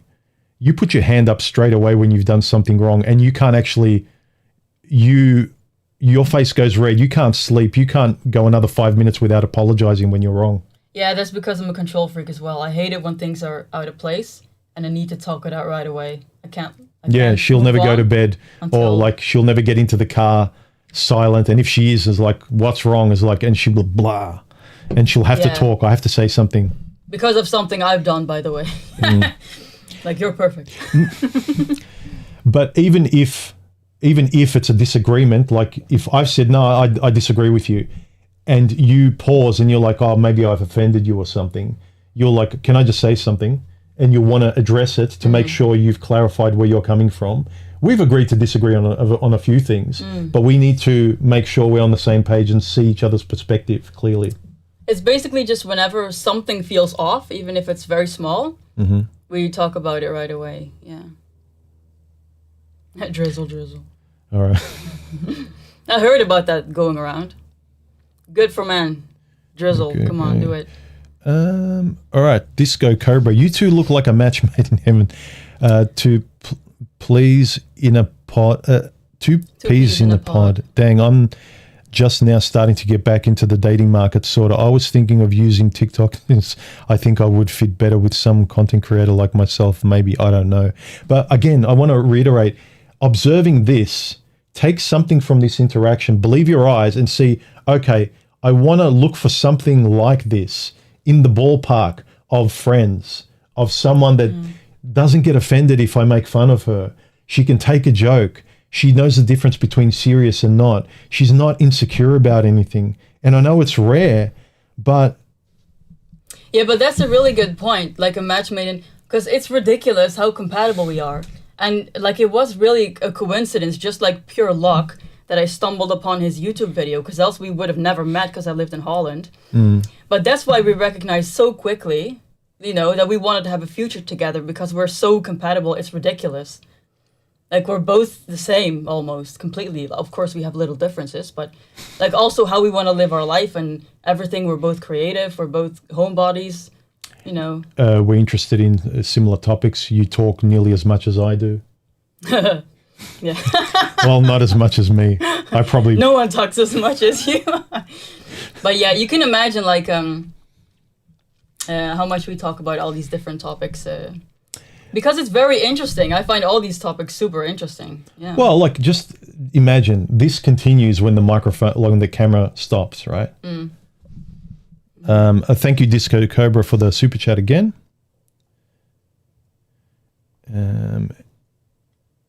Let's see. Let's go through the comments. Let's keep going.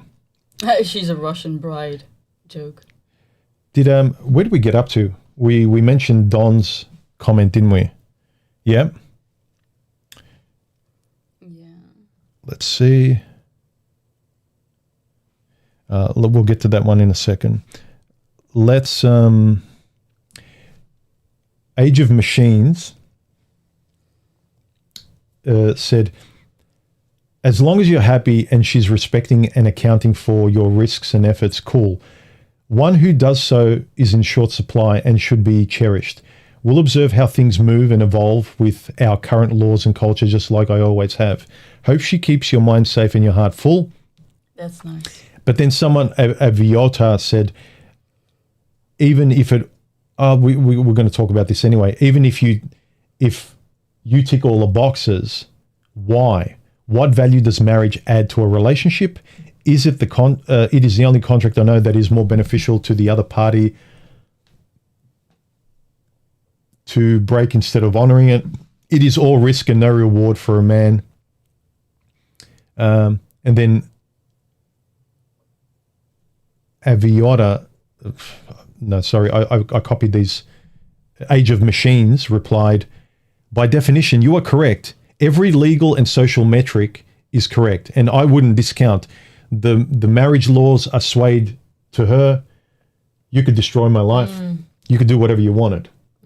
But I wouldn't have even talked to you or gone any further. But the point is, hence, only her behavior going forward is the only benefit to me being with her, moving in with her. Look, as soon as I move in with someone, the laws in the West basically a woman can ruin you. Even if you just hook up with them on Tinder, you could have the police knocking on your door and your life being ruined as well. Her conduct and her character, who she is and how she is with me every day, is the only benefit to me being with her.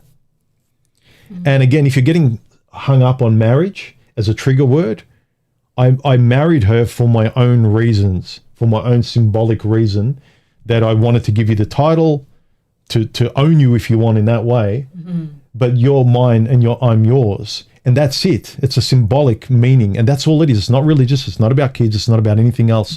And you can say about the laws and that, but it's not about any of that for us. Yeah. Mark said, I'd be curious to know how this woman sold you on marriage. Did you talk about that? No, but there's another good comment coming up later. Remember the one where I laughed my ass off? Okay. So we'll we'd like just to know, as this was the question, how she sold me on marriage. I'm always interested to know why guys go down this road, particularly wiser older men, apparently talking about me, that are very educated on relationship dynamics. Hope that's something you're open to discuss. Yeah. I briefly touched on it. You didn't sell it to me. You can we'll get to that comment, but yeah, well, basically, like, what was the other comment? Like, that I demanded marriage or something. Yeah, why did she demand marriage? Yeah, and I laughed so hard because everyone keeps thinking that I asked him to he proposed to me. Yeah. It was a surprise. I didn't know that he was going to propose to me. We both didn't care and we saw no point. And in the back of my, again, if you want to have we extensively talked about this in the video we just dropped on our chat channel. I don't mean to be like promoting it or anything, but it explains it more thoroughly in a conversation we had, where I always thought I see the no point in marriage. And I remember when I met her and I went out with her and I said, you know what, if there was any chance of me getting married, this would be the person I'd marry. And I thought the only time I would be maybe a surprise anniversary for like 5 or 10 years down the track. Because I know you're girly And it would be nice, like icing on the cake, but just to surprise you in 5 or 10 years. If there's anyone I could see the point of doing it with you. But then because of all the kind of, I thought, why put it forward when you're going to move here anyway? I'm sure I'm going to probably do it later on. You're the one for me and we're going to be together forever. I just brought it forward anyway. So it was a surprise to me, but it just made sense in the time. Yeah, and I feel like that's something very personal between us that is like almost impossible to convey to outside people. I'm not going to convince anyone. Yeah, so that's why it's hard to answer that question, but it's just like we recognize like the person we wanted to be with, and that's like something between us. Yeah, basically, tell me I'm wrong, but I don't care. That's it. You can give me all the legal stuff, and I agree with general women and stuff out there, but if you can't at least accept, right, and see by the way we're talking that like, well, that's better than what I expected, something less than this. While I can see they get along and everything, they got a chance. If you can't at least do that, then like there's no convincing you, and nor do I want to, because I don't recommend marriage for anyone. Again, I'll say it 100 times. Yeah, but then again, when you see all those comments and like they're in the red pill space, if that's their experience and they're around those women all the time, then like I understand why they think those things, you know. So it's kind of difficult. All right. Oh my gosh says, don't get mad at him. A lot of red pill content creators aren't really what they seem in their videos. Take some accountability. Maybe our perception is partly to blame. Plus, why should they have to share everything about themselves? Exactly. It doesn't mean the message in the videos aren't helpful. Were the messages accurate, or did they make sense? Or were you nodding along, or did my videos help you? Maybe they didn't, right? But again, regardless of what I do, like what, I don't know, a lot of you guys have heard of Jack Donovan. He's written a lot of books.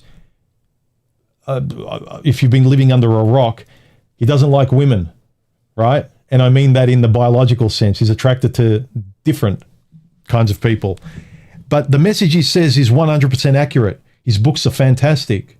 It doesn't matter who you are in your private life. Is it true? Babe, I need to go to... All right, 5-minute break. Jeez. All right, we're back. After I gave him a black eye. What was the comment? Someone said, I bet he comes back with a black eye. Yeah, that was fun in Prince Revolver. All right. Next comment. Iron Yuppie says, whilst I'm skeptical of marriage myself, I'm not going to sit here and give you a hard time. To the topic of this video, it is a little surprising to hear, but in some ways it isn't. It's been clear watching you. You have been going through some kind of arc. I don't think you've ever been dishonest about that with the channel. You've always described this as a type of journal. I wish you the best, and I hope things work out for you. Accurate. See, this is true. My channel's always been a kind of journal, and that's correct. Next comment. White NT Fitness UK. Very happy to hear you finally say it and let the world know that life is an ever-changing experience where you go through a multitude of emotions. To be able to go through your old videos to see the frustrations and watch the evolution into belief that there's still good in men and women coming together.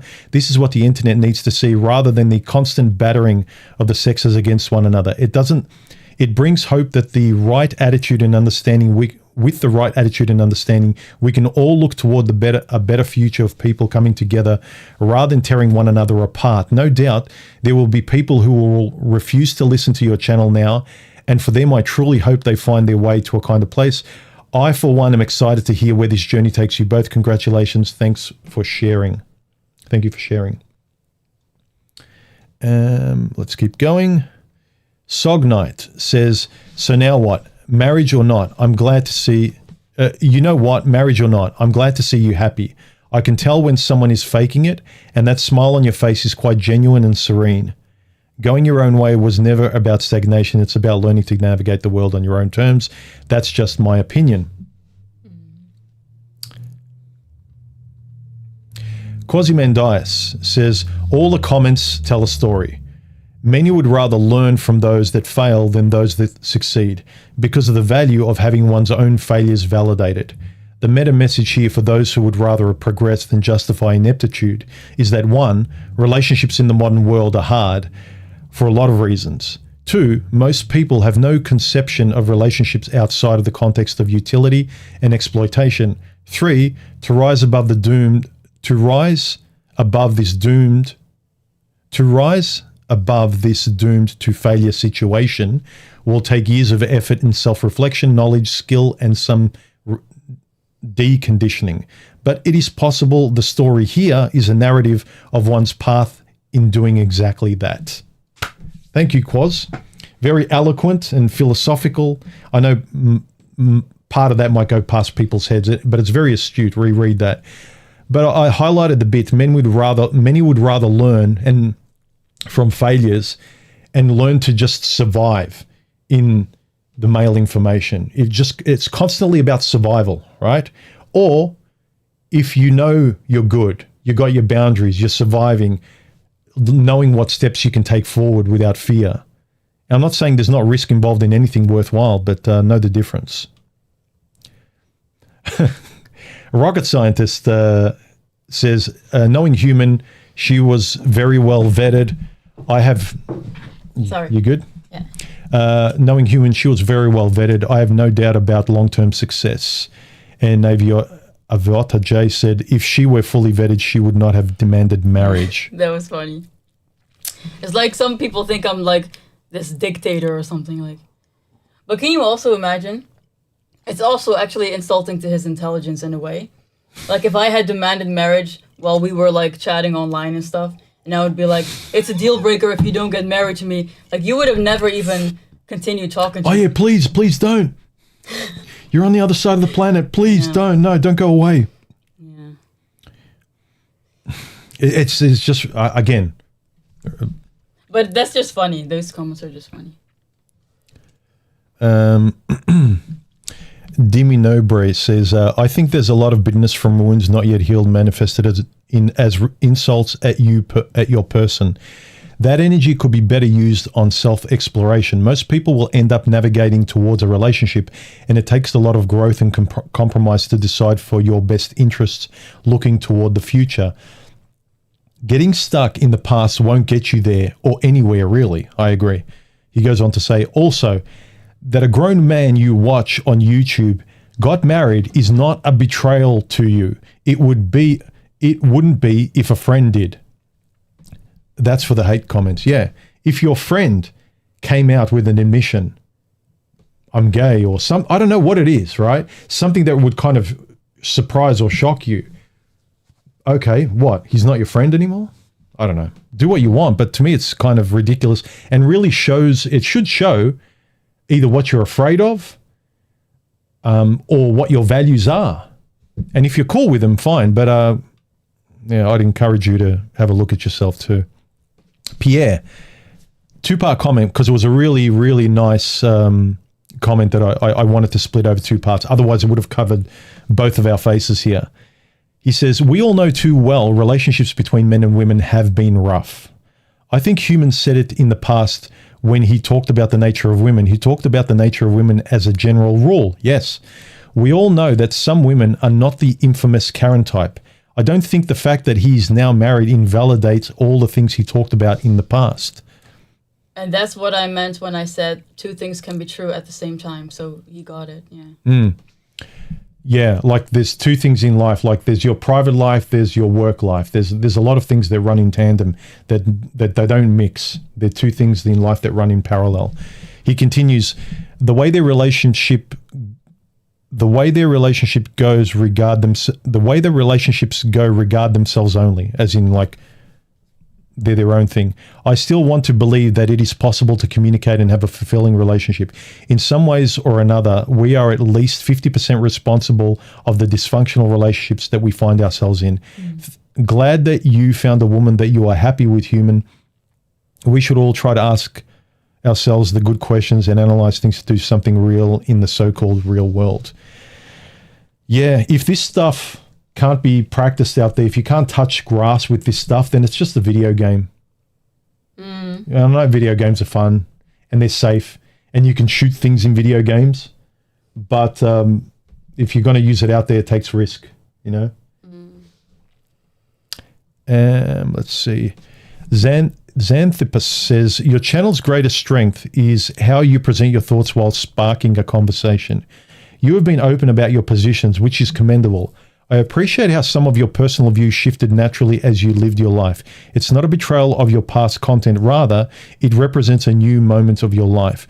With all that being said, there's a thin line between bravery and stupidity. I hope you don't cross it.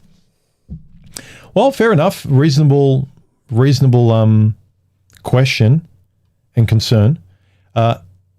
Again, I can't communicate to you about our lives. We don't have a reality TV camera following us around and you can see every little thing and it's edited exactly and truthfully and everything. You just either got to watch this and be a little bit more open-minded. And if you can't trust your own eyes and ears and you can't see that this is something different, and again, you need to be with us all the time to really be convinced of it, which I'll never be able to do, nor do I care about doing. But Angly Reed said, congratulations, I wish you both a happy future together. It's pathetic to see so many miserable people getting triggered at the thought of someone else's happiness. This urge for ideological purity is poisonous. I agree. No one wants to look in the gray area of life. Everyone wants like black and white rules in this perfect online space, like a university thesis that you're going to get an A on, like this perfect theoretical thing. But no one wants to talk about, well, life's not always perfect. What about this? What about that? What about if the girl's like this? Well, it doesn't matter because all women, so it doesn't matter what I observe and see and actually have a real interaction with. Your theory trumps reality. Is that what it is? And to me, that's just stupid. Yeah, I mean, I feel like the red pill space is supposed to be like a temporary stop or something. Like you go through all of that, I get that, but then I feel like you should probably choose what you want to do afterwards. So either you choose, okay, I've had enough, I'm done dating or whatever, but then you kind of find peace with yourself and, you know, there are other things you can do in life and can focus on. Or you choose, okay, I'm going to take this information I learned from the red pill and I'm going to try to start dating again or something. But I don't get if you just stay in that negativity and that space where it's like absolutism thinking. You know, that's a bit negative maybe. I think also because you and I are loners, we've always lived on our own and being such loners and homebodies, you're always thinking more objectively because you want the world to leave you alone. So you tend to be more fair in your thinking. Like, I'm going to see your point of view so I can understand you, person on the street. And if I understand you, then maybe you'll understand me, then you'll leave me the F alone. And so when you're on your own, you're more of an individual. You're kind of a homebody, a loner, and you're not a group thinker. You just want to be left alone to your own little bubble. You start to defend yourself against the world to try and understand them. Like, yeah, stay away from me. I'll respect you. You respect me. And I think it's that individual thinking that that kind of helps you. But a lot of people are group thinkers. They like the group. They like their football team. They'll defend their football team, the mascot. They don't like being on their own. You and I like being on our own. Mark says, I'll be curious to know how this woman sold... whatever. Schaefer Hart says, it may go unnoticed, but props for you for not clickbaiting us. It was almost certain that it was going to be clickbait, but it wasn't. What a trip this lifetime has been that you, of all people, posted this as a genuine video. I'm looking forward to what kind of content you're going to be creating from now on. It's kind of hilarious to think that you must have felt like a Twitch streamer hiding her boyfriend from her Sims for a few years. LMAO. Yeah, I was sitting right next to him like many times, and they heard me sneezing a few times, I think. Let's see, another comment. K1. Oh, actually, no. We've gone past those, haven't we? That's a nice comment, but before I get to his comment, let's read some of these. Just goes to prove that when you focus on yourself, everything just naturally falls into place. Congrats. Another person said, congrats, human. I wish you and Stephanie the very best. If you found your wife, she must have been a very good woman. She must be a very good woman. That's nice. I wish you guys the absolute best. Sincerely, the comments here are generally ridiculous right now. You don't owe anything to anyone. And that's coming from a black-pilled 32-year-old. Have your peace, man. Hope it lasts. A black pillar is being objective. See, I don't care who you are. You could be a feminist if you're reasonable and you've got a live attitude. I think we need more people like that. Otherwise, the world's just going to frustrate you. I don't get why people are so mad. Is he not supposed to get married? Deep down, every person on the planet deserves to be with someone special. You can't go through life alone. Reading all these comics makes me realize how miserable the MGTOW community is. Again, you don't have to get married, but yeah, I don't get how annoyed people are. Yeah, nowadays you can really make your own decisions. So do what you want to do. Human, congratulations to you and Stephanie. Had a hunch that this was the case, although some may be upset you're married. I see it as someone who dealt with their red pill rage, learned from it, which then led him to what he wanted in a future relationship should one come along, and then got it. Good on you, mate. Life is too short. Enjoy. Thanks, Terry Dean. Like, that's exactly what happened. I gave up, and then, like, I was open to it, but I knew exactly the only thing that would work for me. And if that needle in the haystack showed up, I would look at it like I did with you, give it attention and be objective and reasonable. But I'm not going to kind of be defensively or fearful. Like, no, I don't care if someone drops into my lap a lottery ticket. I'm gonna look at it and cash it and see what's happening. I'm not going to be so stubborn and fearful that I'm not going to look at it. Why am I so afraid? You know. I think I should be old enough and experienced enough with my life with women and relationships and my channel to be embarrassed about doing something so foolish. But that was interesting. Like that guy earlier that was like black-pilled, right? I feel like the type of hate comments that we've been getting about us not working out, that would come more from black-pilled guys, I feel like. But he's actually more reasonable. No, I think black pill guys are more... again, you don't sort of... No, I'm not saying that they're not reasonable, but... Because... They're more very... black pill guys are very neutral, very ultra objective. It's like, you're gonna die one day, what's the point? Like, it is what it is. Life is just objective reality. And then I think they're not as bad as some of the extreme, more... red pill podcast kind of guys. Yeah, but that's what I mean. You would expect it to be the other way around. You would expect black pillars to be more negative and red pillars to be... Because isn't that like with the red pill, isn't the whole point of it is to share information so that you can then be better equipped to move forward in some way? Yeah. But they're acting like you learn all this information, but then you don't do anything with it. And like all women are evil and you're never gonna... Everyone is gonna deceive you. But is that the... I didn't think that was the point of the red pill. Let me mansplain it to you, right? Give it to me.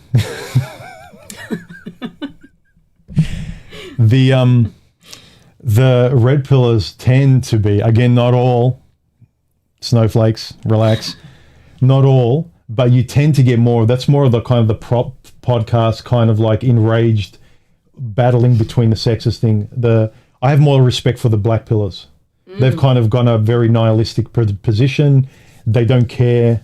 Of course, you've probably got some angry guys in there that identify it, but I have more respect for black pillars than what the red pill, a lot of the extreme or the very popular commercial red pillars are. But again, you watch more of that content these days than I do. But again, I kind of stopped watching it because it got ridiculous. Yeah. Let's see. Blah, blah, blah. Yeah, here you go. I think did we put this in? No, I don't think so. No, you wanted to read that. There wasn't. Sure. Congratulations. She looks beautiful, not just on the inside. Oh, that's nice. I don't know if you want to read anything else. This one?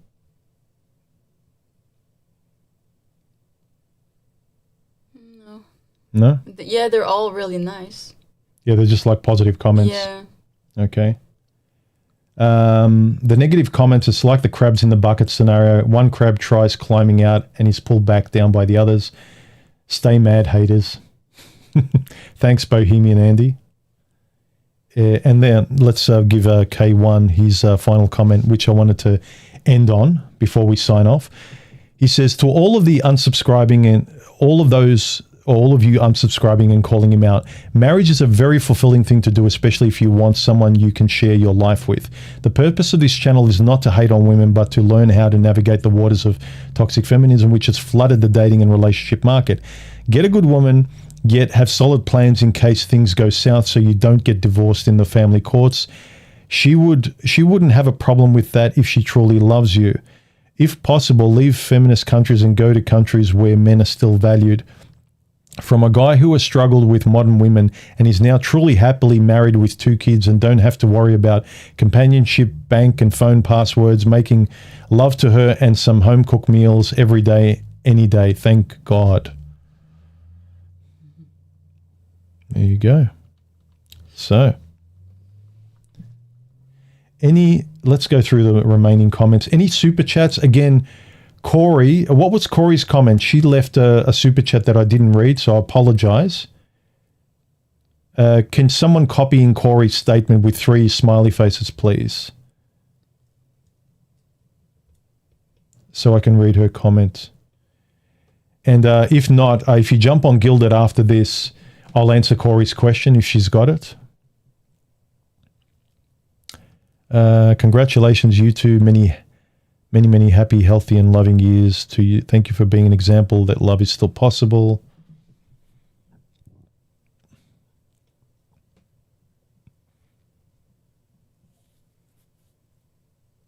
You don't love me. You're just in my frame. Oh, God. Big Ol says, and all I see is husbands asking their wives for permission. It's always deterred me that I don't have the final say in my life. And when I look at these neutered men, convince me. Yeah, and that's what that video was. These guys are afraid of their wives. They can't speak openly. They can't say what they want. It's like, oh, don't let the boss hear me. You know what women are like. You privately, you speak honestly, but then in public, it's like, what, dear, let me get your wine. It's like that kind of, they're afraid of their wives. But that also doesn't make any sense, because then how are you going to respect a man? No, you're going to be bossing him around. That's true. You won't respect me, but I don't care. But if I don't know that you respect me, like, I couldn't imagine being afraid of you. Like, it doesn't make sense. Like, why the hell would I even go on a second date with someone I fear? And also, if I fear her, why do I? Because, like, I'm afraid of her I can't imagine being afraid of any woman, like just her personality and what she will say. And like, even before getting to commitment and you want to marry or have kids with them or something. Well, that's probably got to do with that biological thing that men have towards women. I know, but like, again, I say, if I was 20, I get that if I naively met, even if I met you at 20 and you had this personality, I wouldn't know if I was making the right decision and if I was making a decision for me. But, you know,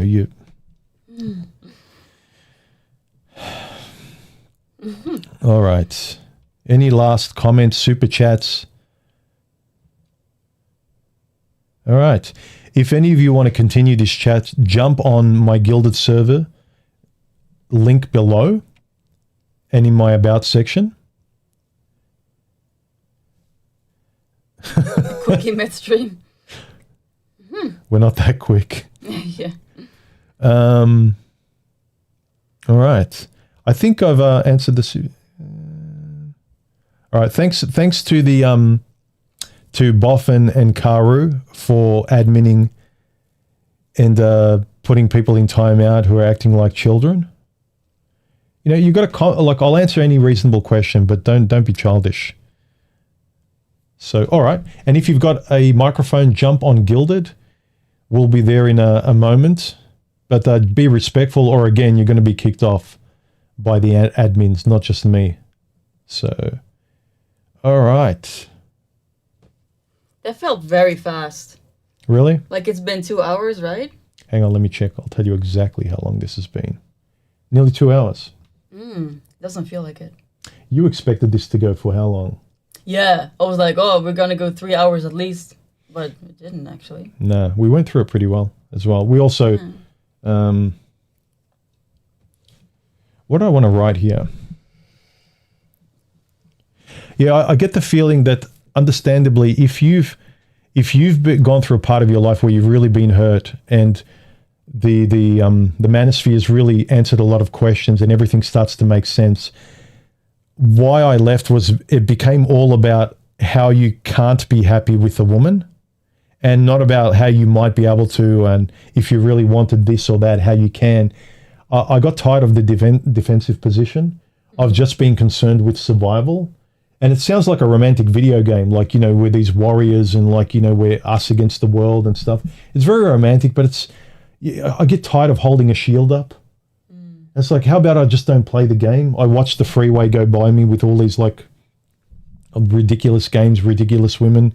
Why do I need to turn these crazy bimbos into a girlfriend, let alone someone I want to be with permanently? It would be interesting to hear how people actually deal with that, like in the US. Like, do you even try dating? How do you, yeah, I don't know. It's crazy. Because I feel like women in those videos that we see, there's such obvious red flags, and you wouldn't even go for that. So, but there's so much emphasis on those kind of women. Yeah. Every time I like look at these, and I notice your reaction when I show you a video of one of these extreme entitled bimbos from the West, right? A lot of guys, I'm sure when they look at that, they go, oh my God, see? They're serious, like that's what women are like. And I laugh at it, and when I show it to you, I just observe your reaction, and you're just laughing like Bill Burr just told you a joke. Right. It's so ridiculous. And I think it is serious to avoid it, but if that's what you're primed to avoid, like defensive against the worst kind of women, the ones on those podcasts, then you really need to take a step back at what you're choosing. Because if you find your entertainment by those kind of Fresh and Fit podcasts, they are the worst, but they're very entertainingly ridiculous. Like, they're fun to watch because they're so ridiculous.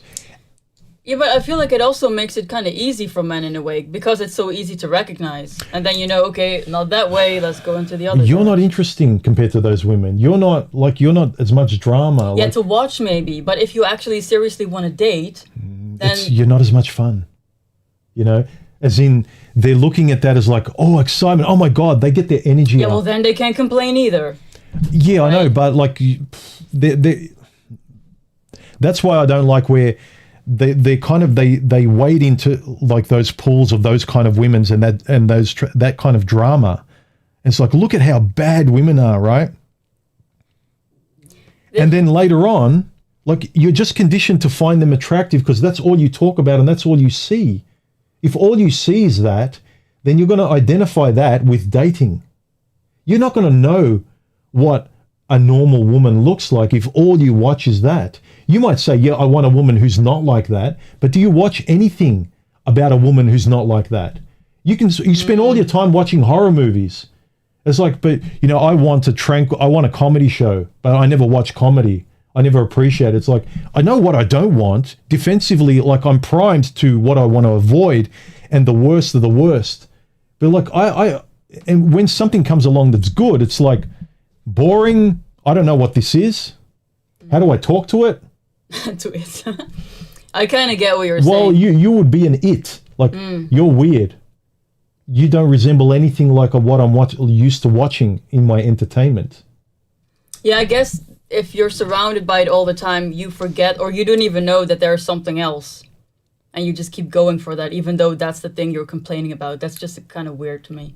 But I guess it's because I'm kind of from the outside. You know how they say that you're the product of the 5 people you spend the most time with? I've said that it's also the material you watch and the things you consume. If you're always consuming rage bait, you're going to be primed and you're going to be energized and it's going to be entertaining. And that's the relationship you're having. That's a very close relationship. If you're binge watching TikToks and like those pearly things, podcasts and whatever, like just the fight between men and women, that's the stuff. Like, any other woman's boring. Any other woman's like, oh, what do I talk to her about? Like, oh, like, you know, that food's nice, huh? You like stuff. I like stuff. Like, Yeah, I understand it to a certain degree, but it's also like, you have to know yourself well enough. Like, if you want something else, don't just keep going for the same thing. Like, you can say, yes, I'm surrounded by it, okay, but are you just gonna accept that and just keep dating in that pool? Okay, so on those podcasts with the men versus women thing, you watch it, you're informed. What do you learn? Man good, woman bad, or them talking to a woman going, here's the accusation we have for women. Like, women are bad. Don't you, you can't deny that women act like this. Yeah, here's the charge. Explain yourself, right? Mm-hmm. And so the women are fumbling around to go, yeah, but no, explain yourself. Is this true or not? And you get used to men with those talking points, right? You watch those and you look at women trying to foolishly explain a position that they can't explain. They're wrong. Go on a date and all you've got is like, men are great, explain yourself. Don't hurt me. What are you going to do? Like, every woman's going to go like, okay, you're weird. I just want to have a nice conversation and get to know the real you. Yeah. But you're bombarding me with accusations. Like, you don't want to even find out if I'm safe to talk to. Like, you've come there knowing my personality and like hammering me. Right. And that's all you get from those podcasts. That's what I'm saying. All you learn is how to speak against them and accuse them and get them to explain themselves and how I'm right. And you got a lot of explaining to do. And who do they get on? OnlyFans chicks. You got a lot of explaining to do. Would you even go on a date with an OnlyFans chick? You're learning the vocabulary of accusation all the time. I feel like it's all just such a mess. Like you need like a fresh perspective or something. I don't know. A fresh and fit perspective. I don't know. I just feel like if I was a man and I came from Holland and I had the same personality that I have now, and then I would go to a Western country and I would see women behaving like that, I would just be like, okay, other direction. I wouldn't even give it like 2 seconds. But yeah. I get that if you're in that space, it's a bit different, but it's just crazy. Anyway, I hope this conversation, the vibe of it, if anything else, even if you still disagree with it, you can have a live and let live attitude. I'm not trying to sell anyone anything. I don't recommend getting married in the West or anywhere. Do your own vetting, make up your own mind, take the medicine that's good for you, cherry pick conversations from everywhere, just like the news. Don't buy what the news says to you. If it's important enough, look at different news outlets and find out exactly what's going on and then pick a position to take. It's the same with dating. Just because certain parts of the internet are very entertaining. Do you have any questions or anything? Yeah, any last questions before we go? Let's see. Bobby, is your name Bobby? Yes, my name's Bobby. Oh my God. Human values relationships, obviously. Yeah. Yeah. True. Mr. Anderson says, I don't hate bears. I don't want one in the house. Yeah, make sure you don't invite a bear into your house. I agree. Or are you saying all women are bears? Therefore, you never invite one into your home? I think there was this street interview going around where they were asking women, would you rather be alone in the woods with a man or with a bear? And the women were like, with a bear. Like, of course you wouldn't. Some of these things are so dumb. I did a video about how women think just the entry level for a man to make money is $1 million. Oh, yeah. And it's like, is that too much? You don't even know. You got no grasp on reality. You have no business even going into a relationship if that's like one of your standards. Oh, I didn't know this actually. Or maybe I did, but I forgot it. I haven't actually looked at Briefolt's law for a long time. People all too often misquote Briefolt's law. It's also not really a law, it's an observation.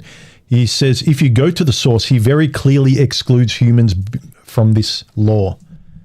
But people will want to see what they want to see to, go to imright.com and then...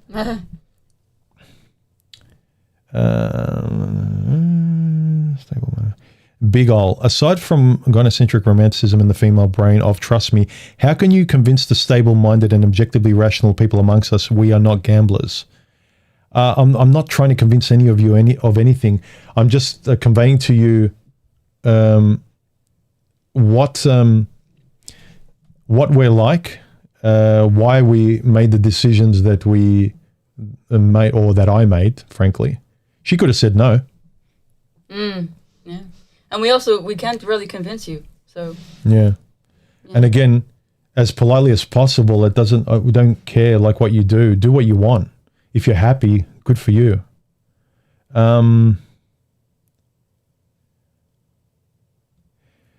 Boho Andy says, bitter commenters want to hold human up to these lofty standards, yet who are they in their lives? People in glass houses shouldn't throw stones around.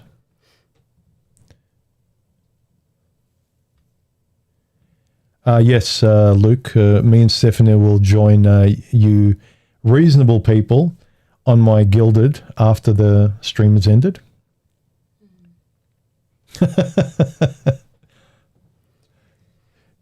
Someone thought I married Roman. You wish, Roman. He's married anyway, I think, isn't he? Morgie Orgy says, she left her country, family, support structure, career, and friends to be with human. She has a lot to lose if it doesn't work out. Congrats, guys. We wish you a happy future. This is something interesting. I noticed with my mother. Every woman I went out with, she was like, she kind of had an apprehensive thing. And when I told her that I'm talking to someone, and this was during the bug, and I'm saying like, this is serious, and I described to her the situation, and as things progressed, and I said like, she's coming over here, she's going to move, we've decided, and she was like, she was happy for me, and it was the first time, because she was always very like, yeah, be careful, or I noticed this about them, and she was like, no, she's got nothing to lose, she's just coming there for you. And she was the first time my mother wasn't worried. And she's like, she's coming, she's got all of this that more Georgia described. First world country, and she says she's obviously just coming for you and nothing else. She's not coming for anything else. Yeah. So that was actually nice to hear from Mum. Yeah. Any last comments before we wrap the stream up? Thank you for everyone who came. Wonder how many, we've got over 100 views. I wonder how many views we had at maximum. So anyway, I think we've said everything we wanted to say and address, and we'll talk to you guys. Oh, what's it? Which one? I'll share. Oh, let me read it first.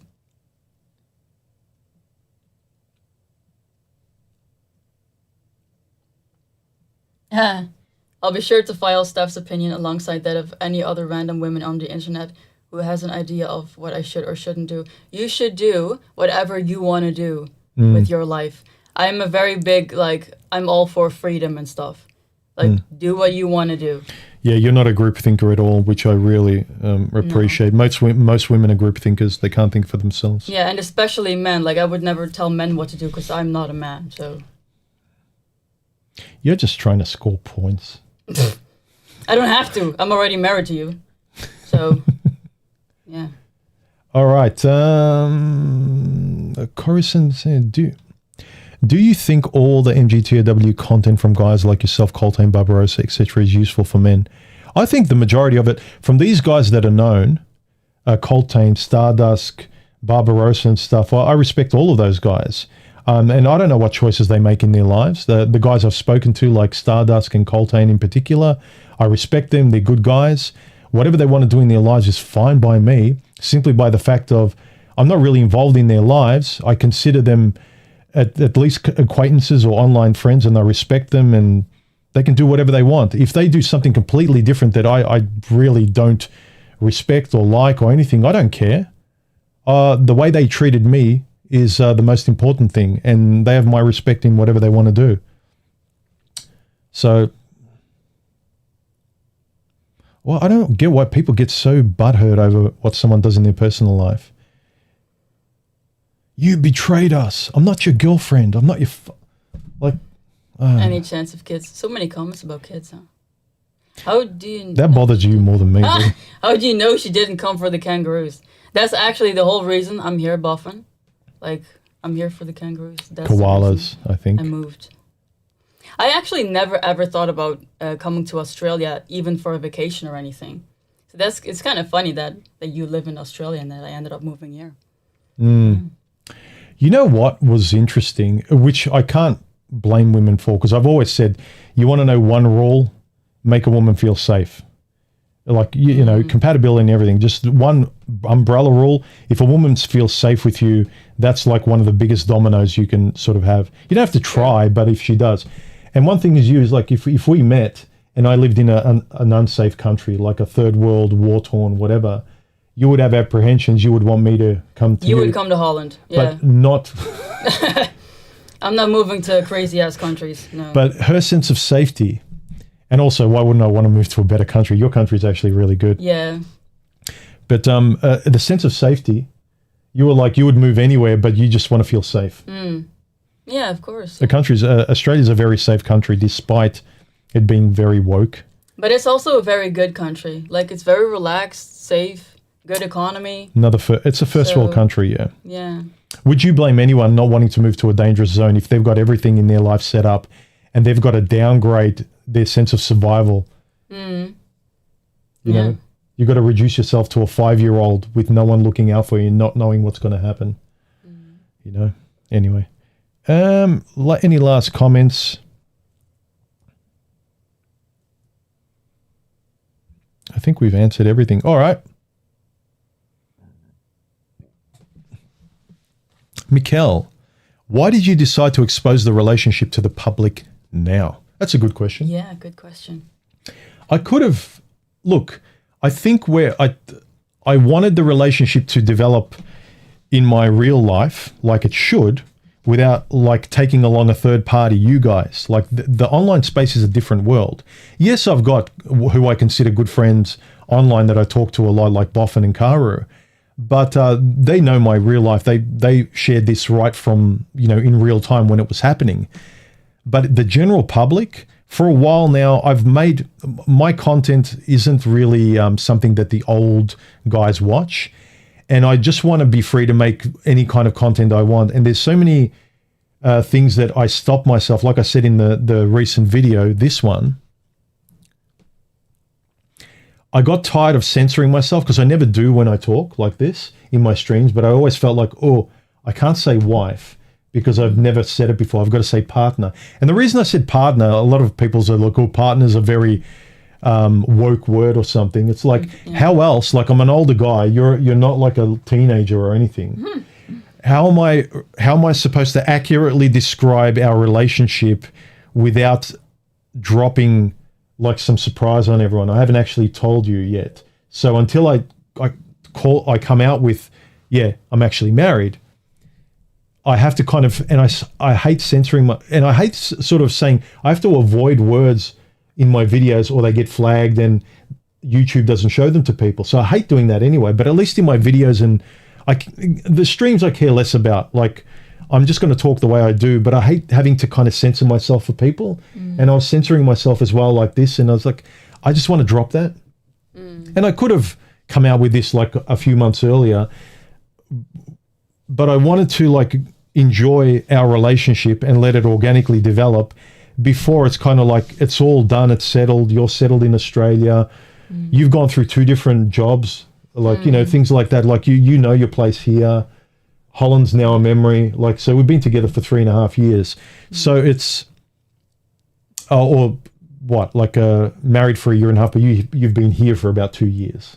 Yeah, almost 2 years now, yeah. So like, it's all settled and it's been consistent for a while. So it's like, hey, why don't I just like share this, what life has become with you guys? So it wasn't really like now I think they should know, because really the online space isn't real to me. It's fun. I enjoy making videos. I love having these conversations. I love the friends that I've made online. But it wasn't explaining myself or why did I do it now. So I could have done it a little bit earlier, but I just felt like now was the right time anyway. All right. I think that's it. So I hope you guys got something out of this, and this explains more of the video here that I dropped recently. It was a very short video, just an announcement, but then obviously everyone's like, what? WTF? Yeah, I think we mostly just wanted to clear up that people were saying you were lying and stuff. Like, that's just not true. Like, yeah, yeah, go ahead. Yeah, you have the same views as in all your videos. I completely agree with him. It's all crazy out there. So there's nothing I don't say on my videos that Stephanie hasn't heard, that we talk about. She's even worse and more blunt on some things. Like, yeah, like I feel like I've been like the biggest defender of men and all that crap that's going on. So that's why it was so weird to see the comments. Actually, touching on that point, if you go to our channel, we did a video a while ago about Passport Bros. And I'm kind of neutral. I don't see the point. She actually defends Passport Bros. She thinks thinks it's a good idea. Like, why shouldn't men go overseas? I actually don't think. I never thought relationships were. Well, I would spend all that time, energy, and money to go out there and date overseas. Yeah, but I come at it from a point of freedom. Like my basis is always everyone is free to do what they want to do, make their own decisions. If you want to do something and you can, then go and enjoy your life and do it. You know, I think that whole shaming thing is stupid. So yeah, if you want to be a passport bro, go ahead and do that if that's going to make your life better. Yeah. All right, guys, let's wrap it up. I hope you enjoyed that. Hope this kind of explained things, and also seeing us talk has kind of, with your own eyes, ameliorated some of your concerns and made you see the whole picture from different angles. So you get a clearer, more three-dimensional picture of us talking. And yeah. Anything else? Someone says English. Is English the #1 language in Holland? I would say it's the second one. We obviously speak Dutch, but everyone learns English in schools. Yeah. It's the country with the highest incidence of English speakers. I think it's like 70 to 80% or something of Dutch people can. Yeah, pretty much everyone can speak English in Holland. You have to learn it in school, don't you? Yeah, but also in Scandinavian countries as well. They're very good with. But Holland is by far the highest. Like, nothing comes close. Like, I don't know exactly which one's the highest, but yeah, Holland is a good one. Pretty sure.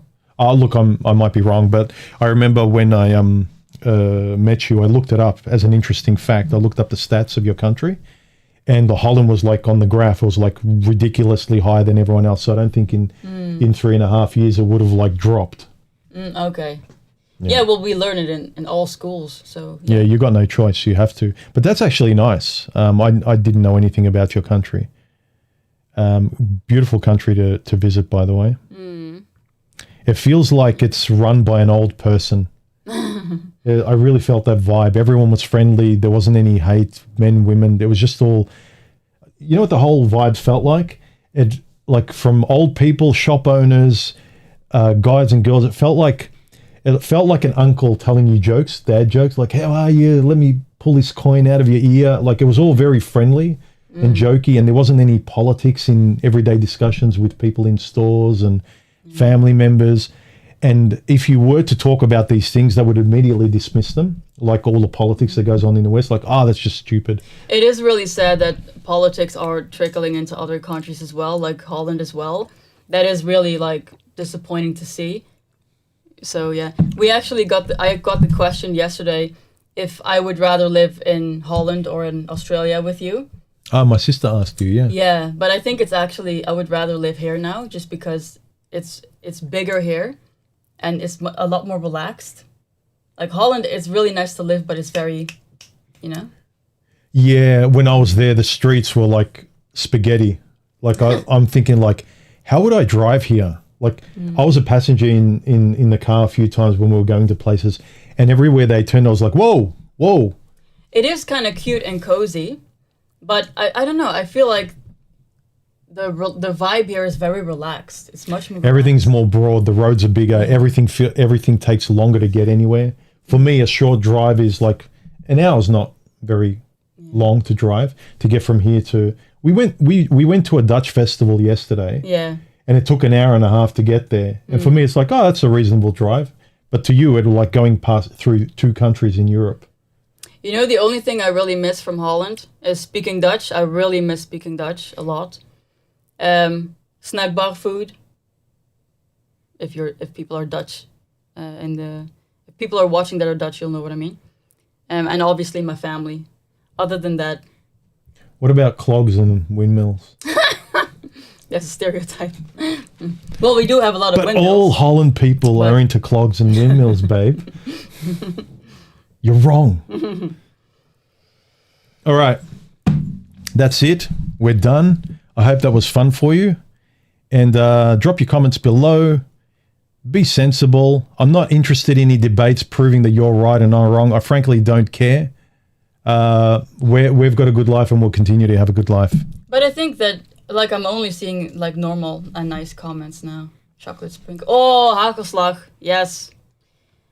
Hagelslag. Chocolate sprinkles. You were looking for them yesterday at the fair, but they weren't there. No, we do have them here in, like, Aldi stores, but... Amsterdam was very busy when I was there. Amsterdam is like a different country. I didn't like Amsterdam. You took me to Amsterdam. It's fun for a day to go and check everything out. But it looks beautiful. It looks better than what I felt about it. Beautiful architecture. It feels like you're in a storybook. It's such a beautiful city, but it just feels unsafe. Not unsafe, but it feels kind of weird. It's a very international thing. You just see every country in the world. You see these blonde millionaire guys with like a little Asian bimbo, and like it's kind of like, what, this isn't Dutch people. It looks Dutch, but everyone in the street is just like, it's like, this looks like Hollywood. This looks like something else. This is weird. Here's like some cross-dressing. What the hell is that? And a lot of bikes though. Yeah. I was blown away how many bikes. A sea of bikes. Yeah, we have many. But like, look, I'm not joking. It's ridiculous. Yeah, we have a lot of bikes. Yeah. Isn't that, you know what it's like? It's like you're used to here in Australia, like a desert, like dry ground, and there's like a patch of grass here and there, and you look over the landscape and there's like a patch of grass, a bush, but it's all red dirt. And it's like, I know what grass looks like. And I'll go to Holland and it's just like a green field all the way to the horizon. That's bikes. At the train station, it's just, as far as the eye can see, it's just bikes. And it really stuns you. But anyway, that's beside the point. We have many, yeah. Enjoy your weekend. Hope you got something out of this. It clarified my video, explained a lot, joined the conversation. Sorry, I keep seeing funny. Which one? I don't think my Arabic is strong enough to visit the Netherlands. Yeah, we've got a lot of immigration going on, man. Like, that's not good. Yeah. I heard that's similar in Germany as well. Well, but look, people visit a culture because they like their culture, like Japan. It's the reason people love going to Japan. It's like, it is what it is. It's a monoculture. I don't want to go to Paris to see every culture in the planet. I want to go to see Paris and eat their food and experience their culture. But anyway. All right, guys. We'll catch the rest of you on Gilded. If you've got a microphone, if you don't know how to use Gilded, look at a 5-minute video so you don't interrupt people and you don't have a lot of static and noise that ruins the whole conversation with everyone else. Learn how to use push to talk. We're going to have moderators on, so don't be an idiot. Good chips in Holland, yes. Sorry, babe, I keep prolonging the stream, but it's just fun. And I see... Am I not in your frame, babe? Look, the chips are good. Paprika chips, remember? You were crazy about them. Oh, you mean salted chips? Paprika, yeah. Those, yeah. Yeah, those chips. Yeah. I thought you meant like hot chips. No, like out of a bag. Yeah, like crisps. Yeah, crisps, yeah. Yeah, I agree. Oh, maybe, yeah. I'm not sure what he means now, but... Maybe he means, what are they? Maybe he means fries. I'm not sure which one. With the mayo. That's good as well. Yeah. I think the American style, like KFC fries and stuff, are much better. What? All right, guys, we'll catch you in the chat after the stream. I hope you got something out of this. Thank you to all my supporters. Subscribe, join the channel. I'll still be making my regular content. Subscribe to mine and Stephanie's if you want more of this, and we'll continue to upload there. Stephanie might come in from time to time if people want like a couple answer on certain things, but I'm still going to be making the same kind of content. But yeah, if you're interested in us chatting like this, subscribe to our channel, and yeah, we'll talk to you on Gilded after this. Have a good weekend, and yeah, bye.